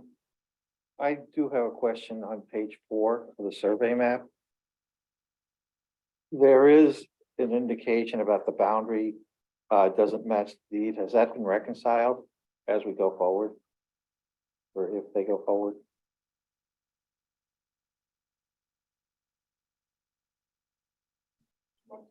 Your markup. The boundary doesn't match the deed. Well. Yeah, so My assumption is also that this community is having someone review this as well and make sure that everything matches up. This was sent to their surveyor as well, so they would have this information in hand too. So before it would be recorded, I would hope that they would make those changes. And condition number 1 addresses that issue. They have to satisfy the village engineer. And I wasn't suggesting we wouldn't be sending these to you. Right. I was just saying I wasn't looking for any additional review, you know, it's sent to you, you've made your comment, we're approving it, subject to satisfying your consent. That's the recommendation. So the motion should be to approve, subject to the 2 conditions in the planner's report. Motion okay with that? Yes. Yes. All right, any other discussion?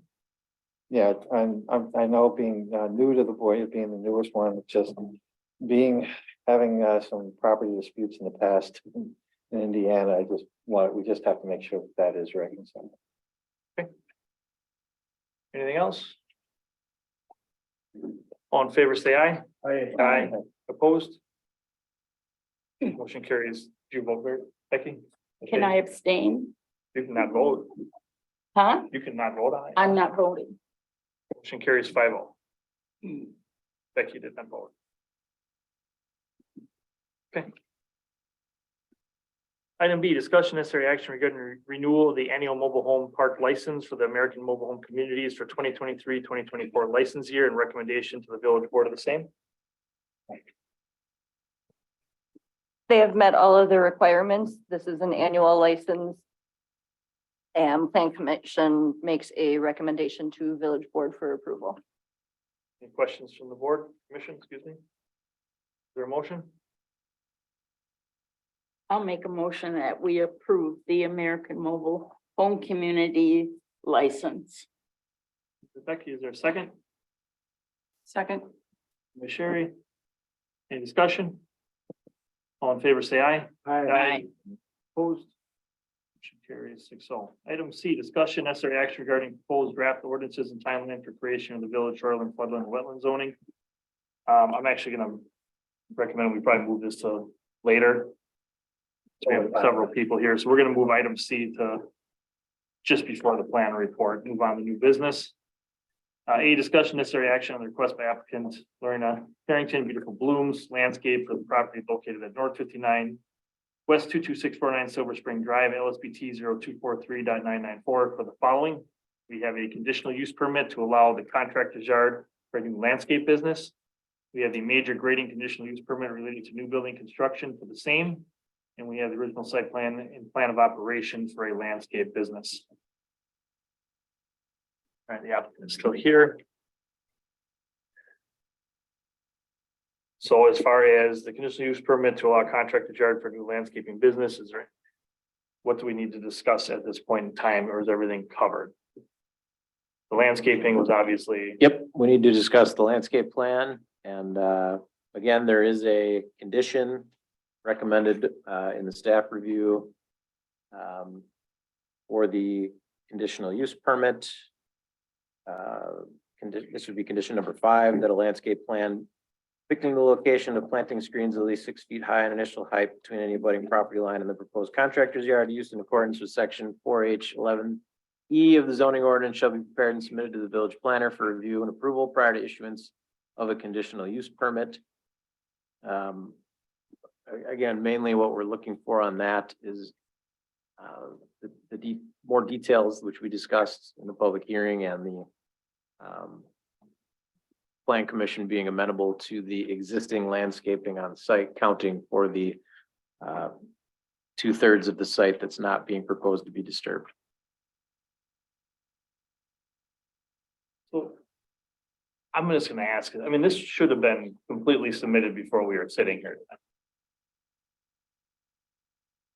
I guess what's the reason why it got to this here like this? We were negotiating at the table again, which I hate. That just drives me nuts. This is where big mistakes get made. You know, things are done with the best of intention, the applicant best of intention, but when you can't see what you're doing, it really makes this tough. I think some of it came in tonight as new information, but if the staff report was written on the application as it was received, so we had the question on if you needed screening around the complete property or just the property that they're disturbing, and that was I guess from my, Had to do I'm with the just looking for, landscaping. does it meet our code, yes or no? I mean, that's where I want to be. I want staff to say, we reviewed this, this meets our code, do you concur?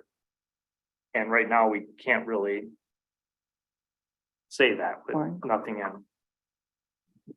I would say it does meet the intent of the code, given that the existing landscaping on the 2/3 of the site is mature and beyond 6 feet in height. Again, what the additional details provided tonight speak to is, are there any areas where there are gaps? And the intention, you know, as proposed, is that they would add some landscaping, possibly by moving existing plantings to screen house number 4 and 5 beyond what their landscape plan submitted in the packet. the portion of Showed. the portion of the contractor's yard, which is laid out properly and on the landscape plan. Usually a landscape plan for can be reviewed by staff. And that's the direction we're going in for the properties that the landscaping that was around the property itself, the building itself. And that could be approved by staff. The contractor's yard, which is part of the CU, has been covered as required.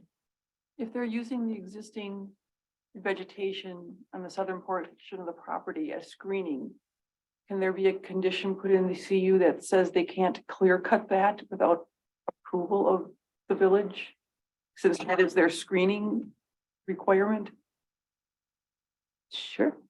I mean, I'm not Yes, saying you they can. can't clean it up or take out, dead trees, but But can't if clear that's cut, their screening, they have to maintain it as a screen. right? And they stated in the public hearing, they were not planning on clear cutting Right, that but area. Could that but be it made a can- part, a condition that they cannot clear Yes. cut it without approval of the village because they are using that vegetation as their screening requirement? I agree. Yeah. That would be a good, Okay. I would maybe just clarify that to be around the perimeter, Correct. right? Yeah, Yes. yep. Sean, are you good with that? I'm good with that. Basically, the bottom line is that there has to be some, either man-made or natural screening. It has to be up to code, so it's an either. It's just basically saying there has to be screening. And if it's clear cut, then a man-made screen has to be in place. Joe? I'm fine. Brian? Good. Becky? I'm good. All right, what else? I think the other item that we needed to discuss was the surfacing of the parking.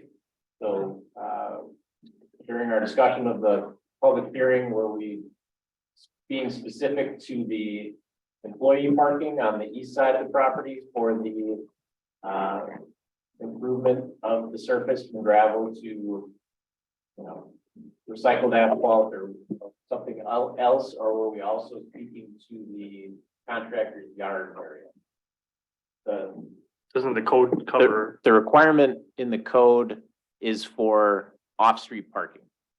The required off-street parking does not include the contractor's yard. However, as indicated in the staff review, we were looking for the Plan Commission's determination as far as whether or not gravel was appropriate, given the proximity of the contractor's yard to the adjacent subdivision. So I believe per the code language, there could be gravel in a contractor's yard area, which is intended to be allowed for storage of materials and equipment. The storage not being required parking. So the applicant, their site plan meets the minimum requirement for off-street parking without anything needing to be in the contractor's yard. So I would, there's a condition in the staff review for the conditional use portion for the contractor's yard requiring a site plan and paving plan that is updated to include pavement for those 16 spaces on the east side of the property. The question would just be, You want to know if we want a dustless area around contractors? Yep. Okay. Our code states parking needs to be dustless, so that pretty much takes care of that end. But the contractor's portion, do we want to require that be dust, essentially not gravel, not dirt, not grass, has to be either reclaimed asphalt or some other media? Who wants to go first? I will. I think it should be dustless. What did he say? He said dustless. Jerry? Since it's in such close proximity to a subdivision, I would agree. Okay. Sean? Yeah, I concur, but I will also ask, do we have any other examples of of the situation with a unpaved or a contractor yard versus a parking having different formats? Do we have any examples in the village? I'm sorry? yeah, there were portions of Blaze Celestel's development that had there were a portion of Blaze's development because that was an existing development with existing gravel where it was allowed for there to be gravel. In that instance, there was going to be the fill component of that project as well, and the Plan Commission did require that the path to and from the fill site be improved with recycled asphalt millings. So Okay. That's the most recent one and probably the only other contractor's yard CU that I've personally worked on.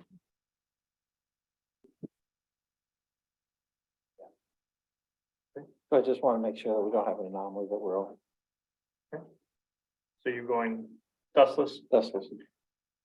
I go for dustless too. Becky? That's fine. Dustless.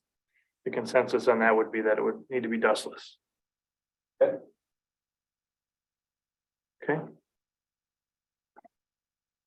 So I believe there was a great deal of discussion on all the other points. We didn't hear anything from this level, from the staff, down here, that there was objection to their, modified request to the, hours, thank you, and or any other issues. So if you're of a mind to approve it, it would be, well, first, let's talk about the landscaping. I mean, are you comfortable with the condition that, the planner has recommended, with the landscape? I'm satisfied. As long as it includes the minimum height for the vegetation that they add to the site, yes. Okay. Well, I can assure you, he has no power to do anything but make sure that the code is complied with, Right. so it would be minimum height. Joe, Fine with it. I'm satisfied. Becky? I'm fine. Okay, So the condition I read to approve the conditional use for the contractor's yard, subject to the conditions set forth in the planner's report, with the one modification that the contractor's yard and the parking areas have to meet the code of being in a dustless condition. That would be an amendment to condition 4 to include the contractor's yard in addition to the 16 off-street parking spaces on the side of the building. So I would just add, I would amend that condition to add contractor. And I would add that, and to make any other modifications consistent with the requests for changes and the deliberation of the commission. So that we have the ability, when we write it, to put in what you all talked about if we find additional changes that need to be made. Does that make sense? everybody's on. So moved. Is there a second? I'll second. Brian, discussion? So that would cover everything for the conditional use permit for the contractor's yard. I will defer to planner if we covered everything, and the administrator and the clerk, but yeah. Okay, does that, does everyone on the commission understand and is good with this? Okay, Joe, you're Fine. Becky? Yeah. All right, any other discussion? All in favor, say aye. Aye. Aye. Opposed? Motion carries 6-0. We have the major grading conditional use permit related to new building construction for the same. Is there anything else needed to be added for that? Okay, is there a motion on this? So a motion to approve it subject to the planner's condition. So moved. Joe Eberly, is there a second? I'll second it. Second by Becky. Any final discussion? All in favor, say aye. Aye. Aye. Opposed? Motion carries 6-0. We have the original site plan and plan of operation for the landscape business. Yeah, this would be a motion to approve, subject to making the modifications consistent with the presentation and decisions of the plan commission. So moved. Is there a second? Second. I have a Sherry? question here. Mr. Chairman. Should this, I mean, maybe this is just being picky, but shouldn't this be original site plan, plan of operation for a contractor's yard? This, I mean, that's what this whole thing is. It's not really a, I mean, maybe it doesn't make any difference. I just want to make sure that it's clear. This really isn't a landscape. This is for, on all these, is for a contractor's yard, is it? The or is it- business as listed tonight, I would amend my. Okay, motion to say fine. that. Okay, fine. Second, okay with that, Sherry? Yes, We just be removing just the business as listed. Yeah. yes. Any other discussion? Anything from staff? All right, all in favor, say aye. Aye. Opposed? Motion carries 6-0. Now you can go. Thank you. Welcome to Elizabeth. Good luck on your business. We're not that bad. Item B, discussion necessary action request by applicants Marvin and Kathleen Schlafer for approval of 3-lot certified survey map for the property located at West 275 North 9593 Lake 5 Road, LSPT 0166.999.002, and recommendation to the village board of the same. How you doing? Orin, you want to start us off? Yeah. You can't? There we go. So the proposal is for a 3-lot certified survey map. This is located in the northwest corner of the village on Lake 5 Road and County Q. Petitioner is requesting to split off the farmstead from the remainder of the agricultural land, creating 3 lots. Lot 1 is 10.47 acres. And lot 2 is 26.45. Lot 3 is 34.73. The 10.47 acre lot 1 encompasses the existing farmstead with a single family residence and several existing farm structures with access via an existing driveway on Lake 5 Road. Proposed lots 2 and 3 are currently vacant farmland. This property is A10, and the proposed lots meet the requirements. The future land use for this area is suburban density 1 residential, but the proposal is consistent with the existing A10 zoning. There are a number of accessory structures on the proposed lot 1 from the existing farmstead. And the code does allow for, there's an exception allowing for that number of buildings beyond 2 accessory structures to be on a lot if it's over 10 acres and for agricultural purposes. So this proposed CSM is meeting those requirements. And we just have a condition that this be subject to satisfying all comments, conditions, concerns from village staff. And then our boilerplate condition regarding reimbursement of fees to the village.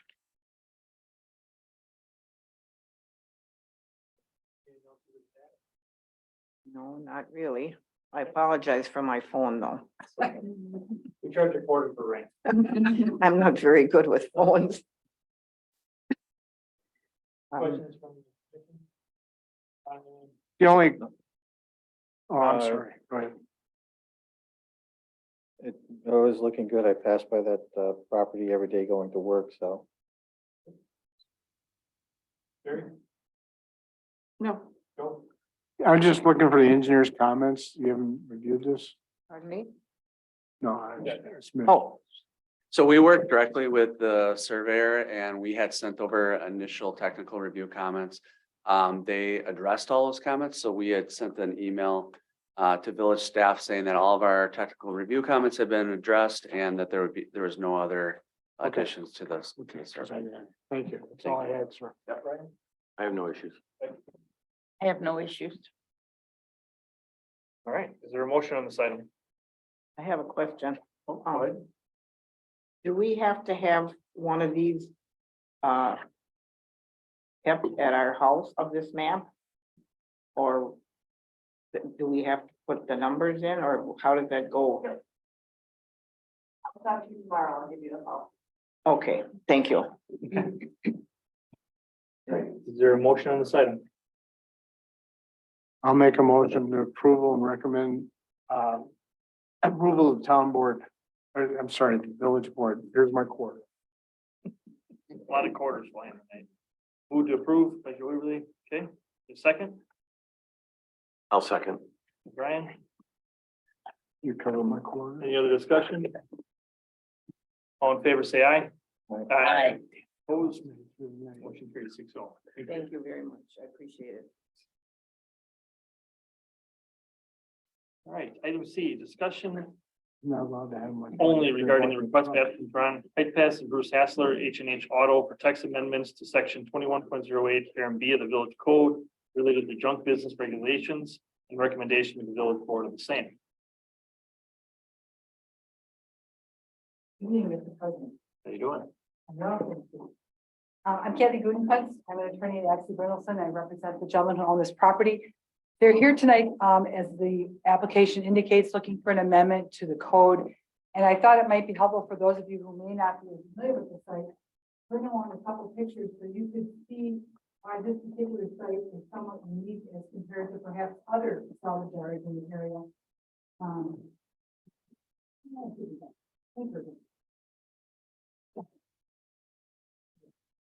Thank you very much. You're welcome. I'm sorry, I know you. Right, I'm gonna go this way. That's what we got. We're good. We're gonna go. Okay. So the photographs I'm handing around for everyone to look at demonstrate that this particular property, which has been operating in the town of, excuse me, the village of Lisbon, formerly town of Lisbon, for 39 years. It's surrounded on two sides, one by a dense tree line, as you can see in the photograph. And the other. Oh, sure. I apologize. I apologize, Lisa. My apologies. It's surrounded on four sides, one by the former Hallquist Quarry, now owned by Atlantic Products, as I understand it. The boundary line between the quarry pit is 60 feet to the salvage yard. And on the other side is a dense tree line. As you can see, the pictures that I gave you, I believe, are from 1990. Does that sound right? 1990. So that tree line is only more dense as we stand here tonight. So the ordinance as it stands right now requires a fence be installed for any salvage yard. And it's our request tonight that you amend the code to give the village board an opportunity to have some discretion on that issue. Because as you can see, two sides already have fences. They are 12 feet, not 8 feet as required. One side is the quarry.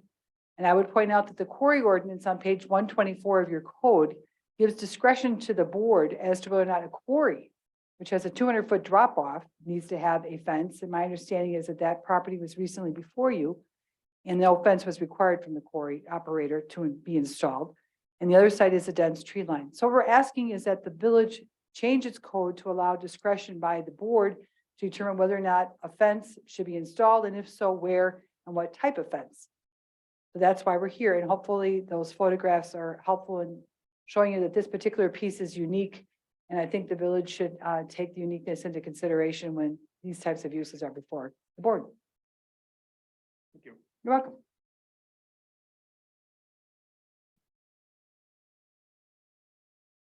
Discussion.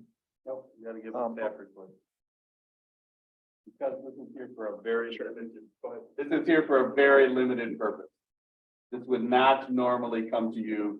The planner is going to explain why, at the direction of the administrator, it's come to you for some input. That's why there's no action. This is not a zoning code or a land division code.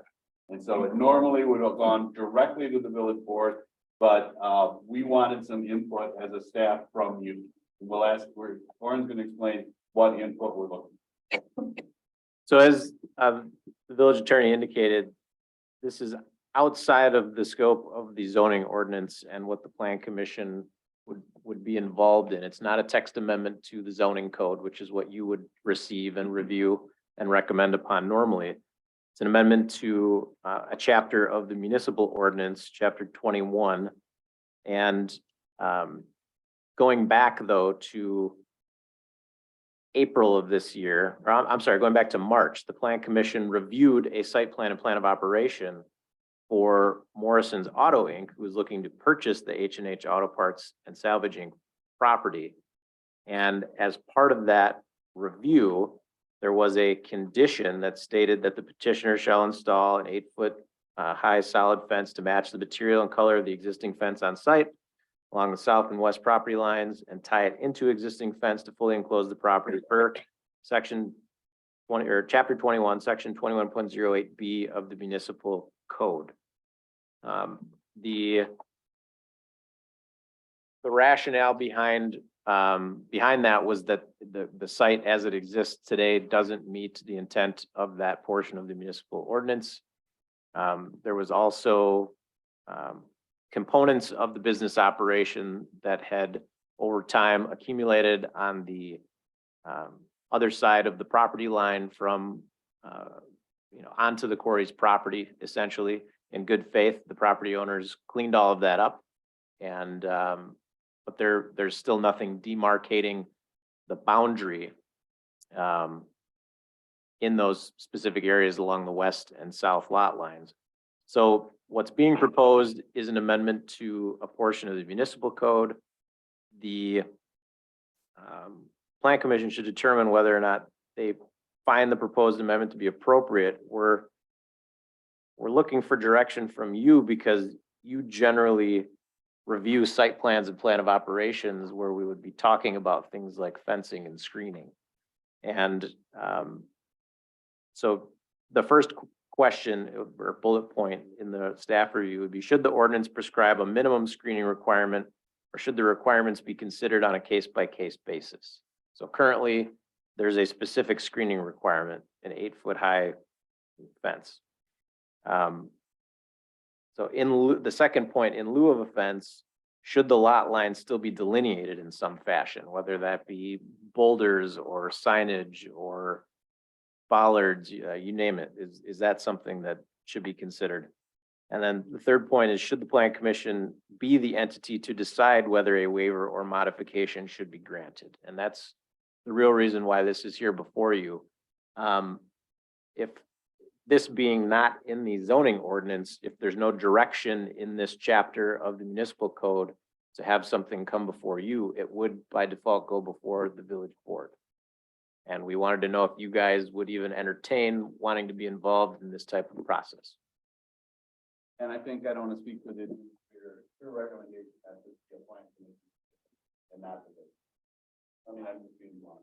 And that if you wanted it brought here to see if you think you would be, since you'll be reviewing the site plan of operations and you'd be handling it. I'm sure the petitioner doesn't really care. She was being polite by saying, let's have the highest entity do it, be the village board. But if you're of a mind to think this is something that you would be more knowledgeable and qualified to do, we wanted you to give an opportunity to give that message too. The way this will work is after we hear your comments, I will work with Attorney Gutekunst to get the final form. It's her petition, and we have to only act on her petition. So we're hoping to agree on mutual language. We, as a staff, we don't have a position on whether it should be able to be waived or not waived. We don't have a big problem with the at least potentiality of having it be waived. And so that's really not the issue. We are going to recommend the first two, regardless of what your comments are, and I don't mean to offend you, we're going to be recommending to the board that, they can waive it or conditionally approve it, and that regardless, there's got to be a delineation of the lot line. Because not only because of the history, but because the fence isn't there. And by a delineation, only thing you could decide that you're gonna have put big rocks there. You could decide the village of Sussex requires you put 4x4, that wetland indication, so we know where the wetlands are. This is not uncommon to have other communities do it. We're not looking for the expense of a fence. We're just asking, we are going to be recommending to the village board, if they grant this, that there be some delineation as you feel fit or the village board feel fit. And I'm sure they're not instructed. These are uncontroversial issues. It's just, we want your input. Is that fair enough? Yeah, and Mr. Basie, to your point, I picked town board because I took the language out of the Village. quarry section, which said that the determination was by the town board in the old code as to whether a fencing barrier was necessary. So I just followed the quarry section. I just thought that since at the Plan Commission level, you'd be reviewing this whole project. If this, let's say in 10 years, this all comes before the Plan Commission, this discussion would come up again. You could encapsulate all of that decision on one night. So I would suggest that we make it reviewed by the Plan Commission, not the village. Maybe we could just go down the line on these few quick points and get input. That's all we're looking for. Joe, you want to start us off? I think it should be the purview of the plan commission because it's part and parcel of the site plan and everything else that goes along with the approval of the operation. So why not deal with that? Why bifurcate it?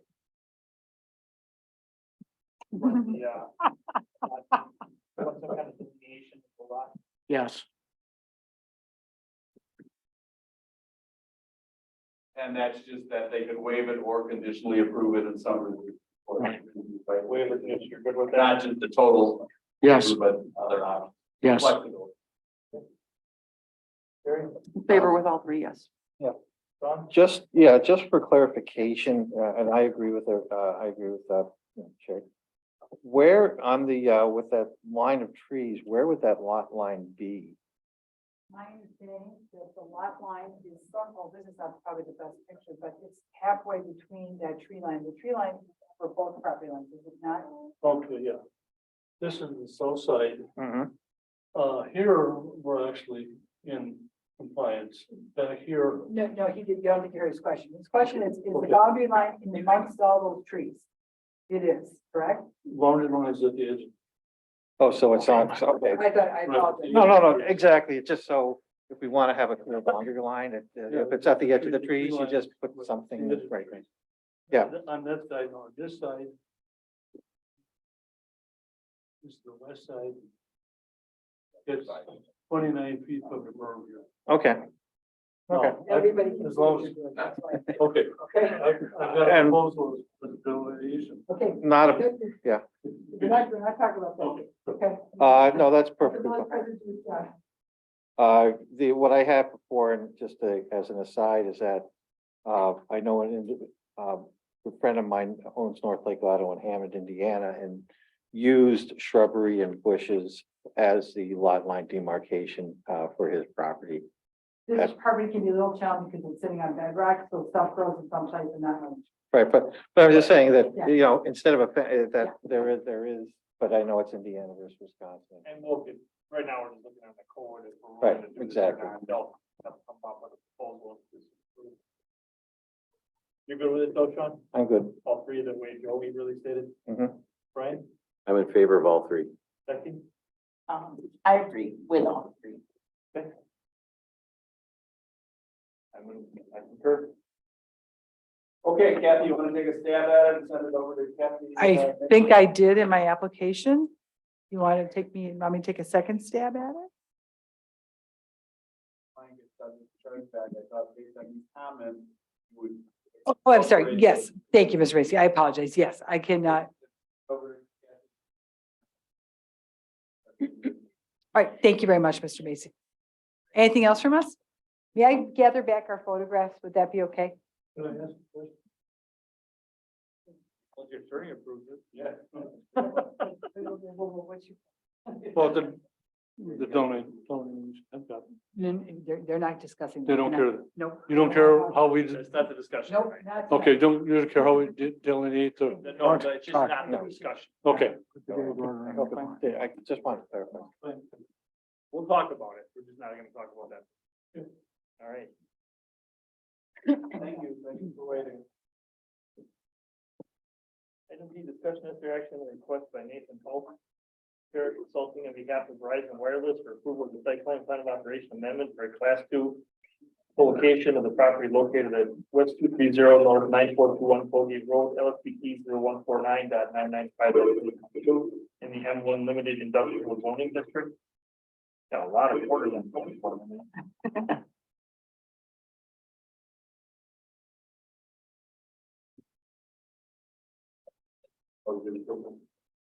I think he took a breath, so he's waiting for you. So this is a class 2 co-location. This cell tower has an enclosure with an existing building that is utilized by Verizon Wireless. They would like to put 2 communication antennas on top of the existing building within the enclosure that houses their equipment, and then run cables for that. It's a pretty straightforward proposal, but because it's a class 2 co-location, it does require the village's 2-step process. The board already made a determination that this is not a major modification. And now we're looking for the plan commission to review and approve the site plan and plan of operation as presented. Amendment, yes, it's an amendment to the existing plan of operation. So it's pretty straightforward as far as the report. We don't have anything special for this one. And Mr. President, the applicant is present on Zoom if anyone has any questions.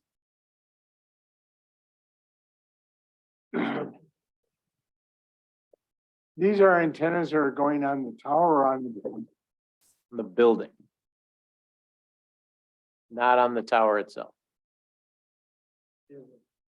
So they were going on top of Verizon's building within the enclosure.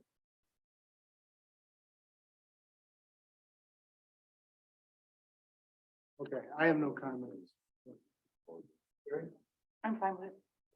I'm good.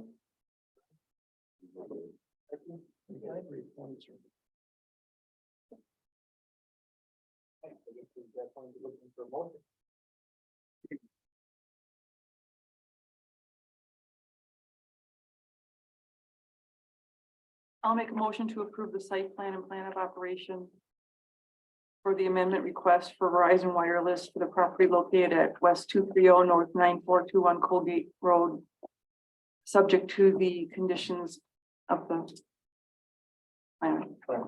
I'll second. Second by Sean. Final discussion? All in favor, say aye. Hi. Opposed? Carried 6-0. Thank you. Item E, discussion and necessary action request by Jeff Grove, Hamilton High School for approval of site plan of operation amendment, to add a standalone 200 square foot restroom building to Southwest Youth Complex located along Town Line Road, LSPT 0244.999.004, in the PI Public and Institutional Zoning District. Orange.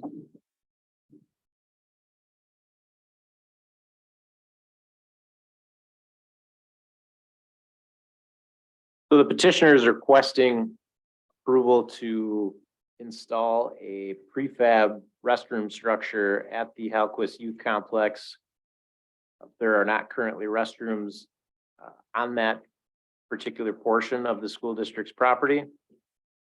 The manufacturer of these is a Wisconsin company.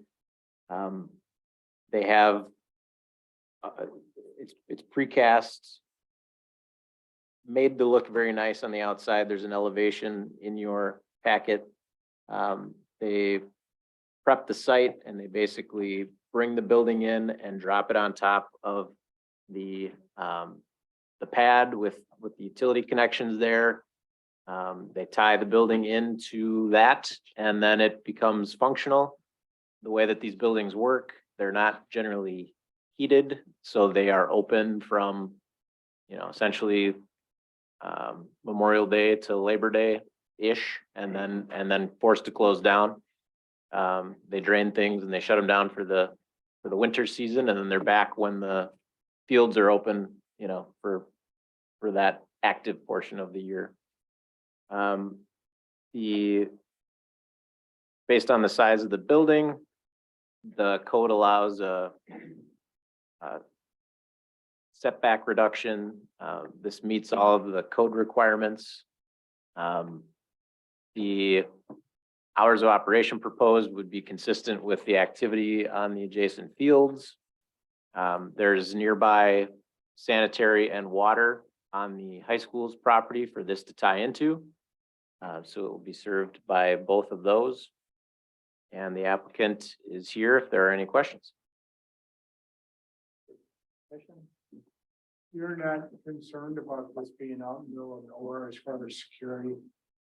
Well, we're not gonna leave it open all the time. It'll be probably open by the coaches.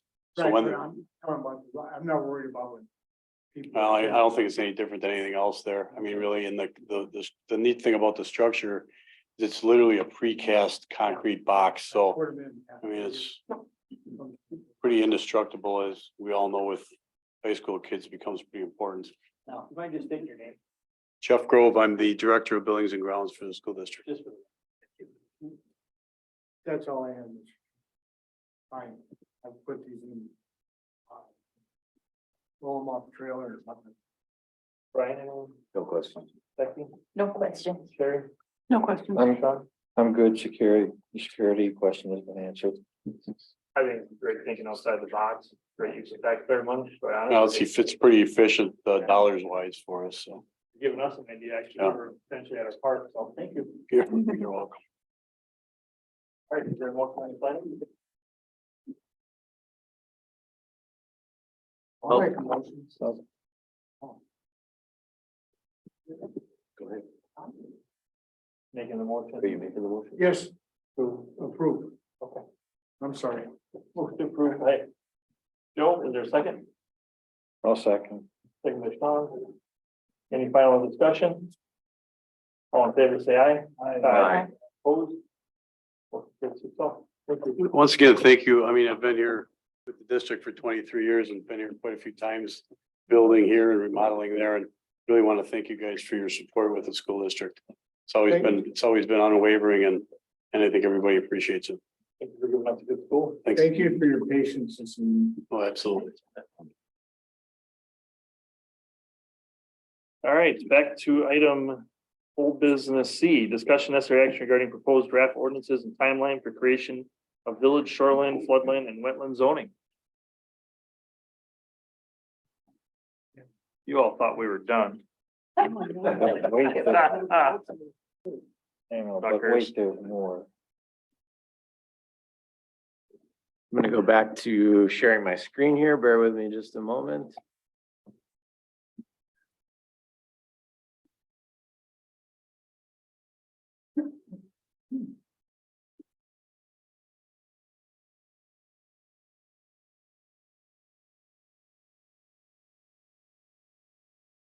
So there was a lot of stuff in the packet, but mainly we're back to go over a few mapping items that we didn't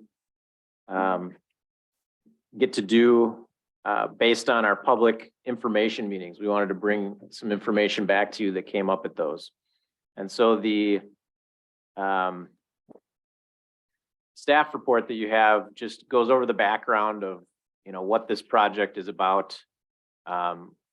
The village is required by state, since incorporation, to within 6 months, adopt your own floodplain and shoreline zoning and shoreline wetland zoning ordinances. Those are very regulated by the state and feds as far as what needs to be included in them. We're using the Wisconsin Department of Natural Resources model ordinance based on NR 116, Wisconsin Act 80, and NR 117 to develop floodplain, shoreline, and shoreline wetland ordinances for the village respectively. So we had these public information meetings Tuesday, April 11th and Thursday, April 13th, where we invited individuals whose properties were affected by the shoreline zoning change. The significance there is that the county had its own zoning, and in the shoreline areas, that zoning was different than what was going on within the town. And part of our process here is to account for areas where the zoning is changing. In some instances, there might have been a property that was entirely within shoreline zoning and didn't have any town zoning. In other instances, there was split zoning, the county had something different than what the town had. So the shoreline portion of someone's property had a different zoning than what the town's, regular zoned portion of their property was. And we're trying to rectify that as part of this and simplify things to the greatest extent possible. So the main thing I want to go through is the table that was in your packet that has a few properties highlighted. We just wanted to go through some of these and update you. So the first highlighted property, parcel LSBT 0153996, is one of the properties, one of our quarry properties in the northwest, I guess, portion of the village. This is the Lafarge quarry. I've got the parcel up on the screen. I'll highlight it so you can see the boundary of it. So at a recent planner appointment meeting on April 12th, a representative from Lafarge indicated a desire to install a berm on this particular parcel in the future to screen the Bark River Preserve subdivision on the east side of North Road. Our proposal is to just maintain the status quo of the zoning that's out there. It's currently split zoning. But we feel that we should just keep that as is until such time as the quarry comes in for a proposal to do something other than what's going on out there now, which is it's just being farmed. The next parcel is also theirs, which is the property to the south that I now have highlighted on the screen. At that same planner appointment, Lafarge indicated desire to install settling ponds for treating water pumped from the adjacent quarry onto this parcel. The quarry would like to expand operations at their main quarry from sand and gravel to mining in a portion of it, limestone, and then create settlement ponds that would then release, treated water back into the Bark River. They've got a assured wetland delineation that they've done for this parcel showing that there's less C1 wetland area than is indicated on the current zoning maps, and they would like to do those ponds roughly in the area that's zone Q1 that you can see on the plan here. So again, the recommendation would be to maintain the status quo of the split zoning that's out there until such time as the quarry again comes in to apply to do that project. That project would be something that would be coming before this body for your review and consideration, and a recommendation to the board. The next parcel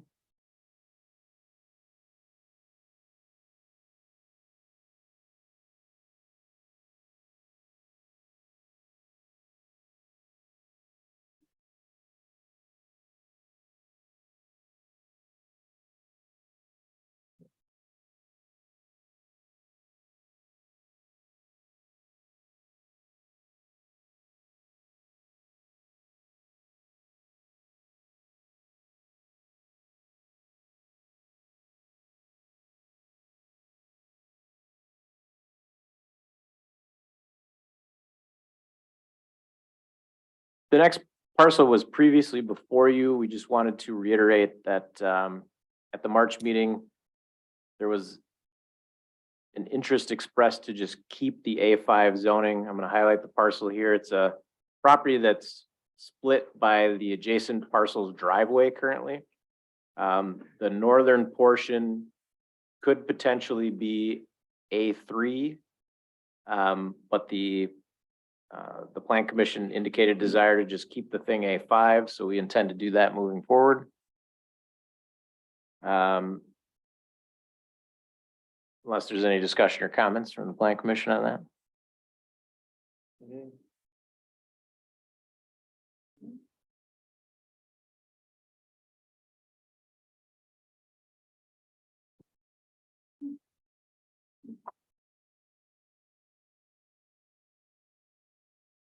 Yeah, the next parcel is in the same area. There's actually two properties owned by the same individual, and the parcel here that I have highlighted, there's a desire by the property owner to maintain the R1 portion of the shoreland area. Talk to Mr. Cons, did you, Lisa, about this? I did, and he set up a planner meeting for June. I talked to him yesterday and his intent is gonna be to request this to be A10. Which is what we're proposing, so that would be consistent. So at the public information meeting, there was a desire for this northern lot to keep the R1 portion for just the potentiality of doing something in that area. Assuming we would change our future land use plan to reflect potentially, I believe he was gonna request an R2 For comp plan change. for comp plan, right? Mhm. he would be in favor of making this change, but if we aren't willing to do that, then he's not gonna wanna change. So. If we will change our comp plan to reflect that this property in the future would become an R2. And he'll have to let you know which ones, but. If we are willing to do that, he is willing to agree with the A10 right now on both properties. And so the comp plan currently is the rural density, which would be the minimum 5 acre lot size. So R2 would be more intense, more density than what's currently planned. Correct. Yep. But that's not gonna work very well, because the comp plan amendment's gonna take a lot longer than this in order for us to meet our requirements. So he can come in and say he objects, and that's fine, but I don't want anybody to mislead him. We have no way of knowing what the whether and if the comp plan would, when and whether the comp plan would be amended. I'm not gonna recommend we delay this entire project to see whether he gets his comp plan amendment. Well, then you're gonna have to present that to him and see what his decision is. And they have a staff appointment to do that, and. I'm just saying, this is But this is gonna be the Yeah, so- recommendation, and he can come in at the public hearing and say, I don't want it. Right. And then if, at that point, it's up to the board to decide what they want to do, but there will be a recommendation from the plan commission. So we just wanted you all to know that the recommendation from both is to have A10 for both of his parcels. With some upland corridor and C1 for the wetland and environmental corridor areas of his parcels, but mainly A10 for those. I mean, this is the process, we gotta keep this on course if we can. So is there any feedback from the plan commission on either of those? The other parcel being this one over here. Yeah, the thing is he just wants to make sure that he's protected on his property. Right, and I'd like to make sure he is protected. Especially considering we have current R1 zoning on some of it. So it would not remove property rights from this individual. Well, is it your direction to the planner to keep it R1? I mean, we have no problem. I mean, tell us what you think. We're just, Right, well, I think I've stated with the property owners, this, what he's wishing. And I wish to help him protect those rights. Well, we can't accomplish what he's wishing, so if you think, if the plan commission's of a mind to recommend R1 or R2 or something more similar with what he has currently, that's fine, that's what we're here for tonight, that's exactly why we're here tonight. Yep. Does everybody understand the issue? If not, please question us. I know it's late, and then we're gonna go down the line. So they've met with I think we gotta just recap here. They mailed out to everybody, as they told you a couple of meetings ago, to everybody who's gonna have a change. From what they would have had under county to what they would have under the village. And if they were staying the same, you didn't notify them, right? It was only if there was basically changes. Correct. Yeah. Yeah. So, and this was one they contacted and they said, in our review of, where the village is at on your parcel, we're going to be recommending A10. He is now contacted and said, sure, you can do, I'll live with A10, but you got to change the comp plan. Well, we can't accomplish that in the same frame line. So if you're of a mind to try to keep him more consistent with what he is at the county, you got to let us know. Fair enough? Yep. They're all shaking their head, Mr. President, so we're looking for input. What do you want to do right now? I think the zoning's A10, he's using it as A10, it should be A10. It's not currently A10. A portion of it, the county portion of it, what was county shoreline at the time was, a portion of it was R1. Right. And so the question is, do we leave it exactly the way it is? Or do we change it to A10? I say change it to A10. And we can hybrid it. We could make that portion of it. I don't know, if we'd recommend this, but you could tell us to do it. We can make that portion of it in the county that is R1 and leave it R1 and leave that portion of it that's in the village A10, right? Right. And leave Right. it A10 and he'd be Right. exactly the same position. So we We didn't don't lose like anything. split zoning, but there may be a reason to do it in this instance. Right. If, Fair enough? yeah, if we don't want to, if the concern was taking his property rights away, then leave it the way it is. We're not changing his rights at all. That's what I think we should.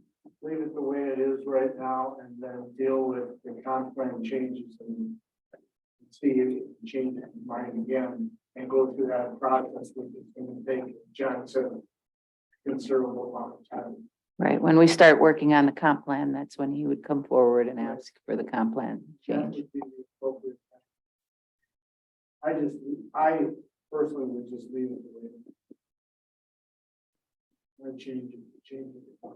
Brian, I would agree. I agree with Becky, I would leave it the way it is. Sean, Keep it the same. Sherry, do you wanna, I'm fine with that then. okay. All right, Thank you for the input. Yep, thank you.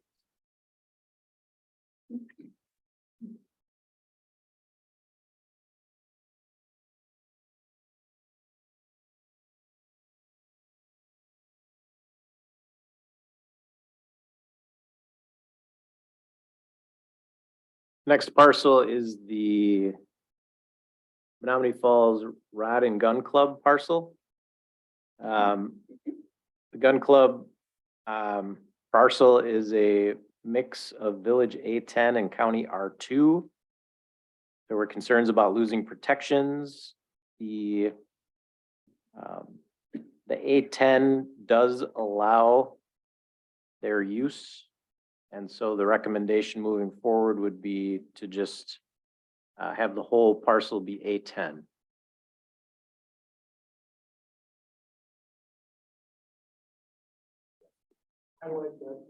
Makes it simple. The property would not be split zoned then, and the A10 does allow for their type of use as a conditional use. I don't know if they currently have a CU or not, but it is something that's allowed. How far out would the R2 go? I mean, I was a member of the gun club. So it would match the shoreline boundary on here, which would be the bulk of the property.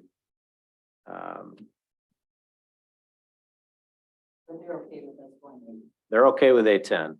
They don't, yeah. Given the lot size and the area, A10 makes the most sense. yeah, I'm for A10. So, Sherry, I'm good with A10. Sean, A10. Becky, A10 is fine. Okay, thank you.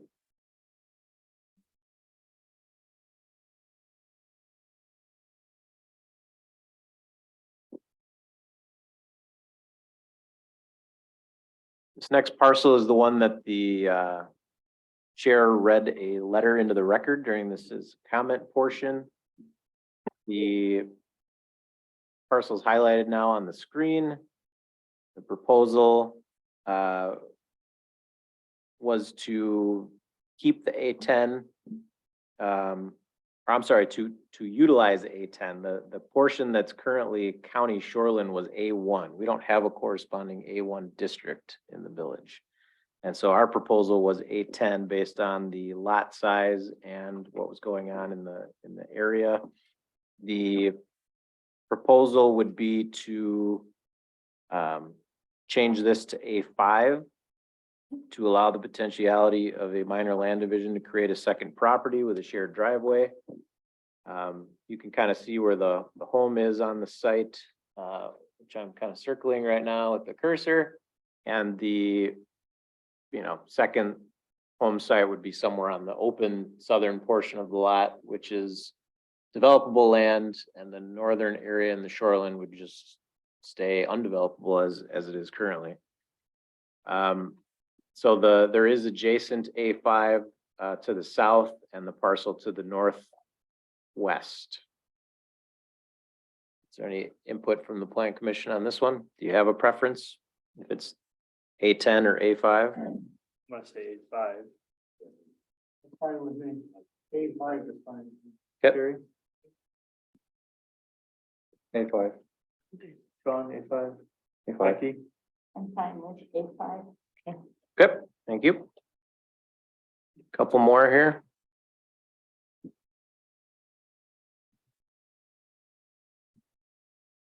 This next parcel is, split zoned a few things while you were gone. Downgraded, It was our- took their rights away. It was our chance while you were out. this next parcel is Shoreland, M2. And we just currently rezoned the split zoned parcel to the west to be all R1. And this particular property owner would like to keep the M2. The proposal would be R1, given that the comp plan recommends residential in this area. And the county comp plan had as well. And so the and the use is currently residential. We did have a past proposal for a commercial use of the site, which we just reviewed from a recommending standpoint based on the site plan of operation. That proposal was denied at the county level. So again, it's currently Shoreland M2. Both's proposal is R1. Property owner would like to keep the M2. What's the adjacent property? The adjacent property to the west just got rezoned to R1. The property to the east is M2, has a contractor's, landscape contractor's use on it. And another contractor utilizing the access from there for a building further south. This is a tough one. But again, the comp plan is for residential.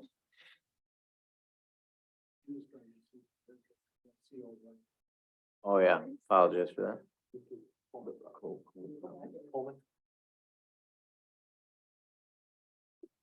Well, keeping it at M1, it doesn't do any good because you can't really put anything on it because of the restrictions to the R1 to the west. Right. So I guess Yeah, but it could be valuable to the property if they to were ever the gonna east, sell it true, to the yeah, east.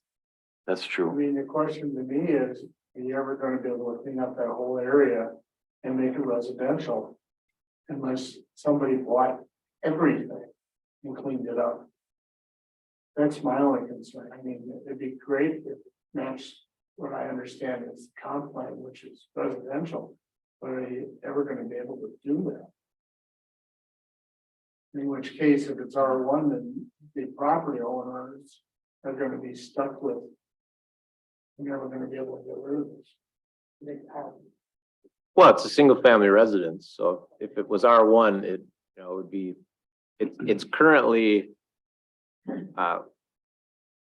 legal non-conforming the residential aspect of it in the M2. If it was R1, it would be a legal conforming use. Property owners requesting To keep the M2, M2. correct? As I said, this is a tough one. I mean, Warren, what do you think? We're recommending R1. Even though there's M2 right next to it. Yep. I can't do that. Wanna fill up this room. I mean, if we make it M2, then we're just kicking. But we're not making it M2, it's already M2. Yeah, I mean, Yeah, we leave it at that. if we change this, we are changing this against the property owner as well. Just to be clear. I guess just. I'd say leave it. M2 and just deal with it. 10 years. So if something happens to their house in the legal non-conforming area, I mean, are they allowed to rebuild that? As M2? I don't think so. And they wouldn't be able to add on or remodel if they can't change the footprint if it's non-conforming. I guess I'd make sure that the property owner understands that. I think as a.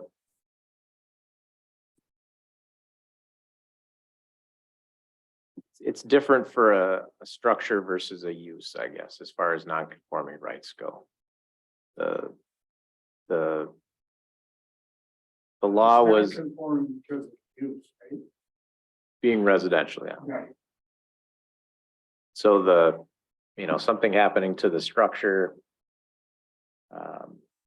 It may depend on our legal non-conforming use language in the code and what the Are you sure statutes we don't allow. allow residential and manufacturing if it's a property owner? Yeah, I thought we is- did. As there's a way that it is allowed. Correct. And had there been an approval for a business use there utilizing the M2 zoning, that would have made it a legal accessory use to the business use. I think the property, I think some of the buildings too close to the property. Yeah, there could be non-conforming issues. The property owner asked for them to.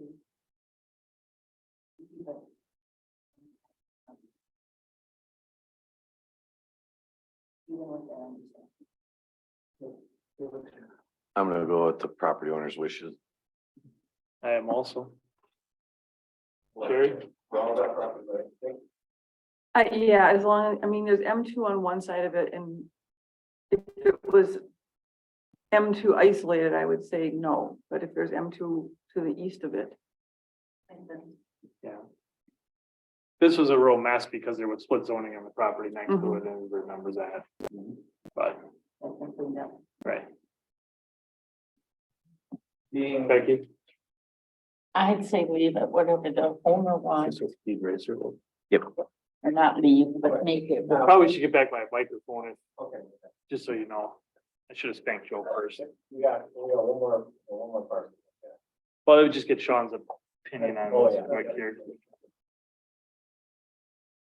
But just a minor point is hypothetically, if this individual decides to change, mind and go and say, okay, revert to the other, revert to the new classification, is that going to be complicated that we would have to go in? Yeah, it would be a rezoning.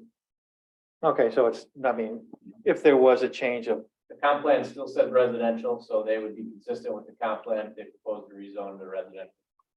okay, so basically the bottom line is we honor his wishes, and if down the road that there is some change that is applicable and can be done. Okay.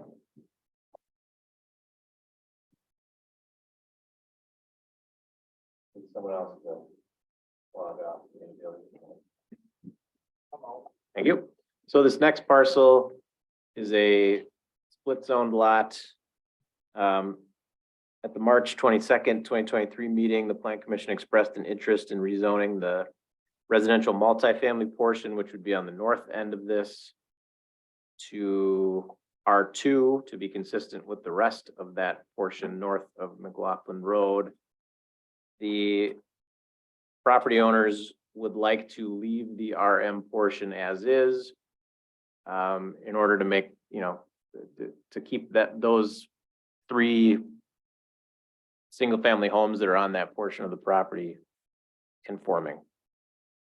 It's something that the RM allows, but that would not conform to the R2. So the Plan Commission's thought was it would be better to have that all be R2. And I think we were all in agreement that the southern portion being B2 commercial was appropriate. So it's just that portion of the northern part we'd like feedback as to RM or R2. The parcel's currently for sale. Correct.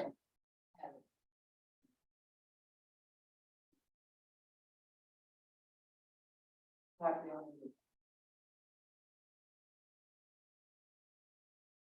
I'd say make it R2. Right.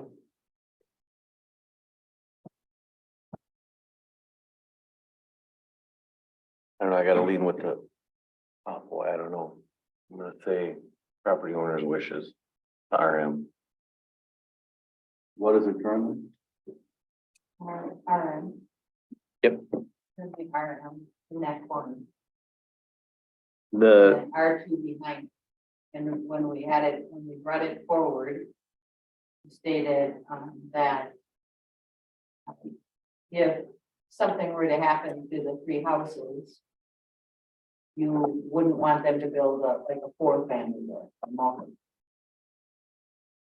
And that's when we spoke about it, that's why you had thought R2 was the better choice. When we spoke with the property owner said there's three houses there, they want to keep them legal. you can see, from the zoom in here that the RM doesn't catch the entirety of the third home. Nor does it catch all of the septic areas for the homes, which are partially on the R2 portion currently.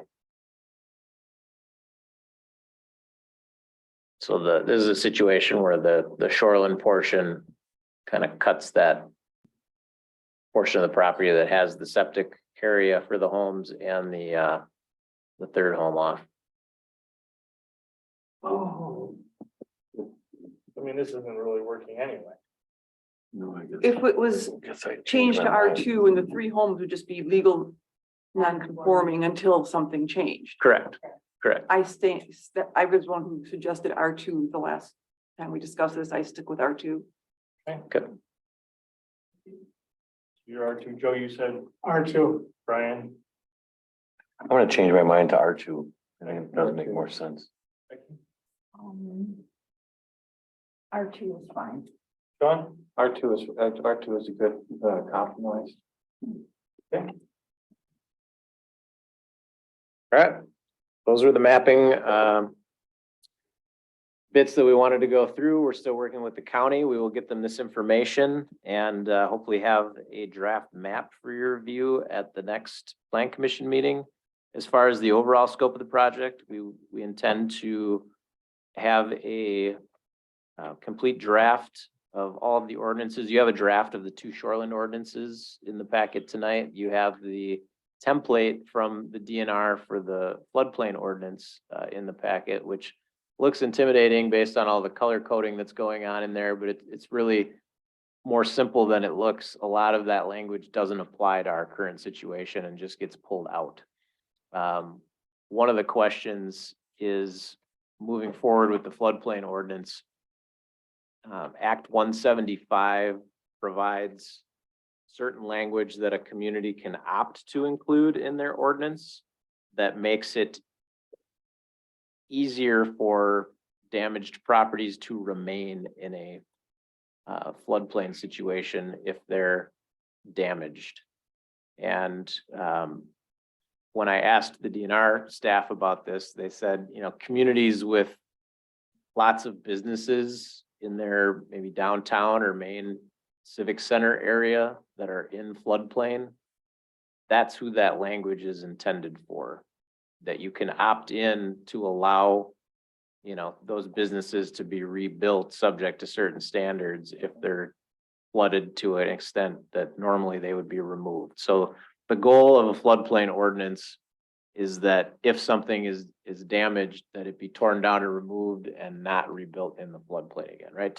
To prevent repeat damage and having to cover the costs of that through flood insurance. So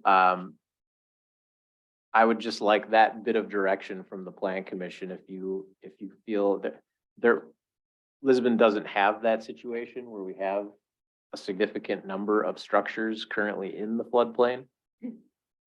So do they exist? Yes. Do they exist to the extent that the DNR's example contemplates? No, they don't. I don't think we should allow for that because I've had experience where there's been areas with 125 homes. And every 5 years, there are boats. And it keeps going over and over and over. And the fact that we don't have significant or even minor areas of that in the village, I don't think we should leave that option open. Carrie? Since we have had that minor incidence of that in the village before, I say we do not include that. Brian? I would agree. Not included. Ron? Not included. Becky? I agree with everybody. Okay. Appreciate the direction. The last question that I have for the Plan Commission for the Shoreland zoning ordinance. Based on the Act 80 language, there's really a minimal amount of things that the state is requiring to be included in that. This body had previously said, keep it minimal. The setback is one of those items in that ordinance, the shoreline setback. The counties are under a different statute requirement, and their setback is a minimum of 75 feet. For a incorporated municipality, it can be 50 feet if desired. You had asked that we look into what Sussex's code prescribes, and they went with the 50 feet. Our recommendation had been to go with what, just maintain the status quo of what the community was used to, which was the county's 75 feet. Does the Plan Commission have any input or feedback on whether the shoreline setback be the 75 feet as it has been, or go with the minimum requirement of the code, which would be the 50 feet? Is there a tie to the horizontal groundwater separation? Or is that completely separated? That's completely separate. It's a county code requirement of their zoning. But it is not a requirement of shoreland zoning. 'Cause that would And be so my- we don't have a corresponding ordinance for that. And moving forward, that would be something that we would need to amend via the zoning ordinance. I mean, eventually, my opinion, I think we need to have that. Because bottom line is the good ground has all been developed already and we're getting closer and closer. I was concerned if we got 25 feet closer, that we end up with a horizontal or vertical problem, and that's what I'm concerned about. I think I don't have any problem with going from 75 to 50. Because the areas that we've got left are in the village to be developed, especially residential, are mostly going to be infill. So it is what it is, and it's not like we're out with 2,000 acres and we're trying to do. I would like to see 50. It's consistent with Sussex, which is the whole area that we're talking about too. I mean, how can you go across the street and have it 25 feet more?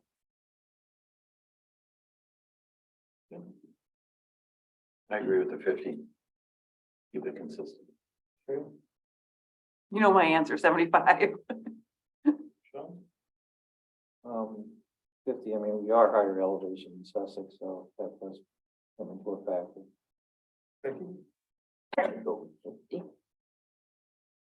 Good. That's all I had for you. Thank you. What are we looking for a public hearing date? Oh, so August? we'd be looking at July for a public hearing date, and then August to go before the board for their consideration and adoption. And then what's the deadline?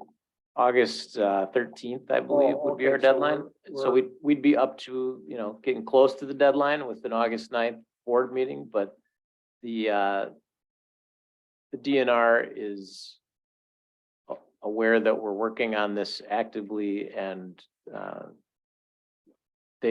they are just wanting to know that we're moving forward actively. I And you don't anticipate any issues with the county? No, the county is on board with this and has been the ones assisting us with the mapping. So Okay, so I'm just trying They're- to think of they've, what could yeah. They really have. cause us a month delay. They don't really have a say. They're out of I here. know, but it's. They're out of here. You're a So village. they're, well, if their cooperation on the mapping is any indication, they're fully in support of this and want to see us be successful. Okay, whatever makes Sandy happy makes me happy. Great. Thanks for your work on this, Orin. You guys have been doing a great job. Thank you very much. Item 6 is an abbreviated version of planner report. Nothing further to report. Awesome. I did one minor comment. There was almost, and I don't think it was deliberate, almost a implication that we were holding illegal meetings by meeting with these property owners on this. That's absolutely, well, she asked why there wasn't notice given, and people were not meeting, we were planners, meeting with property owners, everything's above board, everything's just been reported. There's gonna be public hearings, and I didn't want to leave that impression that maybe that the public was excluded from those sessions. They would not have been invited. That wasn't the purpose of the meeting with the property owners. It was not a public meeting. There was no elected officials. Great. So let me just. Mr. Chairman, I have one small issue that came up at Public Works. Mr. Joe reported that he had had a preliminary meeting and the DOT is starting to work on 164. And he brought up 164 in Plainview, that they're not thinking about doing something with the intersection. And from a plan commission standpoint, Not gonna do something? no, they're not. 27. They're gonna think about it. And it's coming up sooner than we think. And I think that we need to, somehow or another, the village needs to interact with the property owners in that intersection about getting some up-to-date planning done, because now is the time to do it, because once DOT goes through there, we're gonna be in trouble. So I just bring it up. I've got a meeting with a representative of the major property owner coming up soon. I'm gonna mention it to her too. Okay. They need to get going on that because we need 2027 is coming really quick. And something's gotta happen with that god awful intersection, so I can drive across without getting killed. Last item is adjournment. So moved. Second? Second by Sherry, no discussion, all in favor? Aye. Opposed? Crowd at 9:37. That's not too bad because we didn't have till midnight. Isn't it sweet?